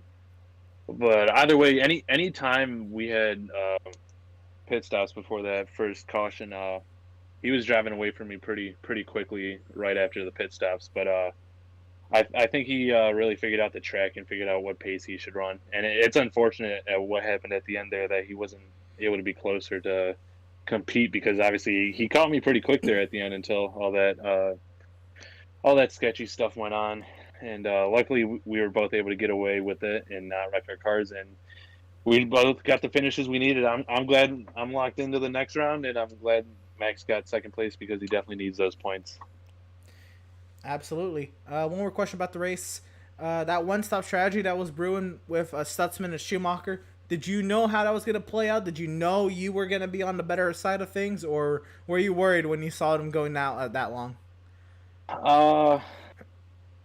Like I said, I went with the majority of the field, so I didn't even if they did succeed and win the race, I was still confident in my decision, just because being that fast of a car and leading, I didn't feel like I needed to take any bizarre chances and try to stretch the fuel out. And I figured the tire wear would be really hard to overcome. How fast these tires fall off. I mean, we were getting to the lowest percentages at least I've gotten to all season. So yeah, I was just thinking tires the whole time, and I just really wanted to set myself up for that last stint, and luckily got it to be short enough where I could just try to haul ass, and luckily it worked. Absolutely. Jacob, any questions for Seth? Seth, we look at Daytona. What are your thoughts going into Daytona now? It's a road course. It's going to be interesting. What are your thoughts for Daytona? I think it'll definitely be interesting, and I'm just gonna say this right now. Definitely look out for Schumacher, because he is ridiculous at road courses. But yeah, hopefully I could get a little bit of help from him. But all I'm looking for there is a solid run. Obviously, it doesn't matter too much right now, but obviously gonna go for the win. But Schumacher is extremely fast at road courses, so I'm looking at him to win next week. And yeah, really just I don't know, just trying to keep putting myself in pressure situations and try to keep performing, because I don't want to choke any pressure situations, and I think the best way to do that is to keep practicing those situations. For what it's worth, do you think the 77 can win a championship, especially with the final race being at Kansas? I do strongly think that the 77 can win a championship, but let's just get there first, and then we could talk about all of that. Right, well, best of luck to you, good luck tonight, and good win, Seth. All right, thank you. Absolutely. Congratulations. All right, thank you. Driver of the number 77, Seth Berger. what a great drive he put on for his 6th win on the season tonight. Let's see how the rest of the field shuck on down with these race results. And there they are on the screen. 6 drivers on the lead lap. Seth Berger goes from 5th to the win. It'll be Max Service finishing where he started. Jeremiah Stutzman made a great charge through the field from 18th to 3rd. That fuel strategy was great. Not good enough for the win. He'll be 3rd. Lingerfeld 4th. How about Adrian Schumacher, who started last, 24th? He'll end up in 5th with that one stop strategy there after that halfway caution, if you will, unintentional halfway break. Adrian Schumacher comes on 5th. Greg Holt 6th. Last car in the lead lap. 7th place, we've got Reese Schaefer 1 down. Joseph Causey 8th. Devin Smith 9th. Landon Cardulo wraps up the top 10 even after all those antics towards the end of the race. Andrew Pratt comes home 11th, and Adam Gardner 12th. Jacob, take us through the final 12. All right. 13th, you have Tyler Markle. 14th, who had a really good day early, and then I don't know what happened at the end. Nathan Sylvia. 15th, Malenko. 16th, Scott R. Williams. 17th, Joshua McClune. 18th, Matthew Setzer. 19th, James Gilliard. 20th, Jacob Zala. 21st, Kevin Thompson. 22nd, Farron Elam Jr. 23rd, Eric Peck. And rounding out the field in last place, Jason Miz.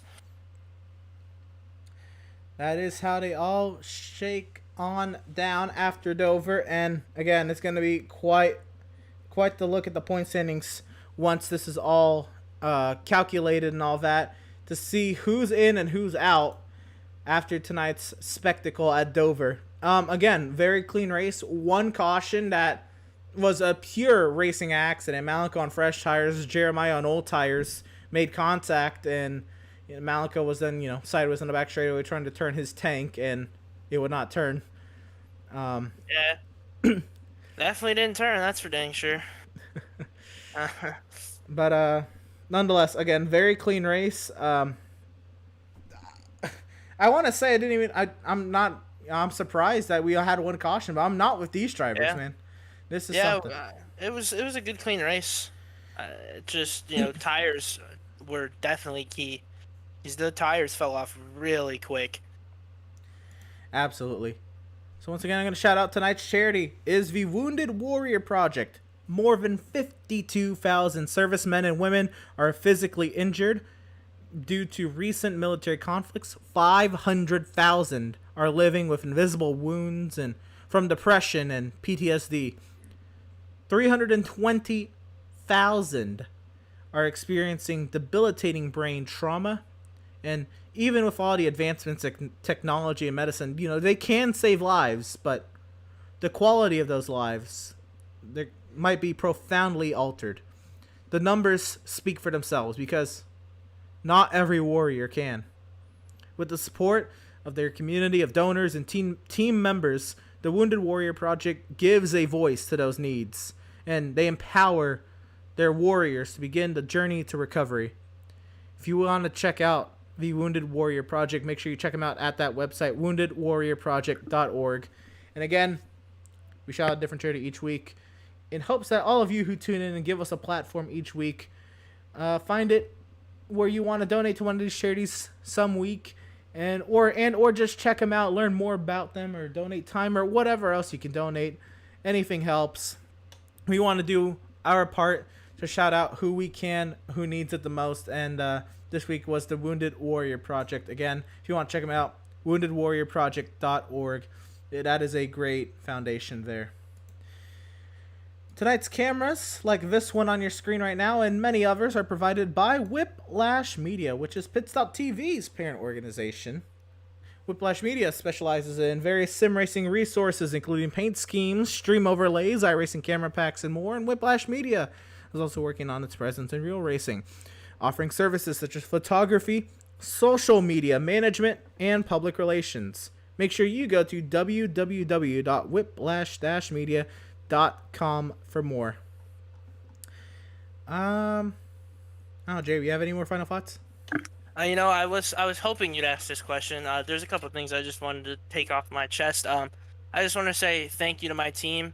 Nathan, Landon, and Reese for kind of keeping my head in the game and really keeping me at fourth with a struggling season. And I just also want to say thank you to Landon for making the paint scheme tonight. It was a really beautiful paint scheme, and I also want to say thank you to Adam and everybody here who just keep making things go. And it's been a good season so far, and I've had a lot of fun. So yeah, that's all I've got, and we'll be back next week. I'll be back next week at Daytona. Absolutely. Next week, the Daytona Road Course. It's going to be a fun one. Make sure you tune in Wednesday, April 14th. It'll be the 6th race of the Outlaws Sim Series playoffs, the final race of round number 2. We're taking 10 drivers down to 7. Find out who it is next Wednesday, April 14th at 7:30 p.m. Eastern Standard Time. What a great race it was. A very clean race from the standpoint of these drivers, keeping it clean. There was a little bit of a tussle there at the end, but only one caution for 255 laps of racing in these boats is phenomenal. A huge shout out to this field of drivers for keeping it so clean. With that being said, this has been Jacob Zala on the call briefly there at the end, and Emerson Arden on the call tonight. You all stay safe. It's getting hot out there, man. It got really hot today. So y'all stay cool. You all have a great night. Y'all stay awesome. Y'all tune in next week and keep showing us support for your driver and all these drivers here at the Outlaw Sim Series. A great show put on tonight. Congratulations to Seth Berger on his 6th win on the season. Locks himself into round number 3 of the Outlaw Sim Series playoffs. Ties himself for the most wins on the season. Tune in next week. Daytona Road Course. You won't want to miss it. We'll be back then.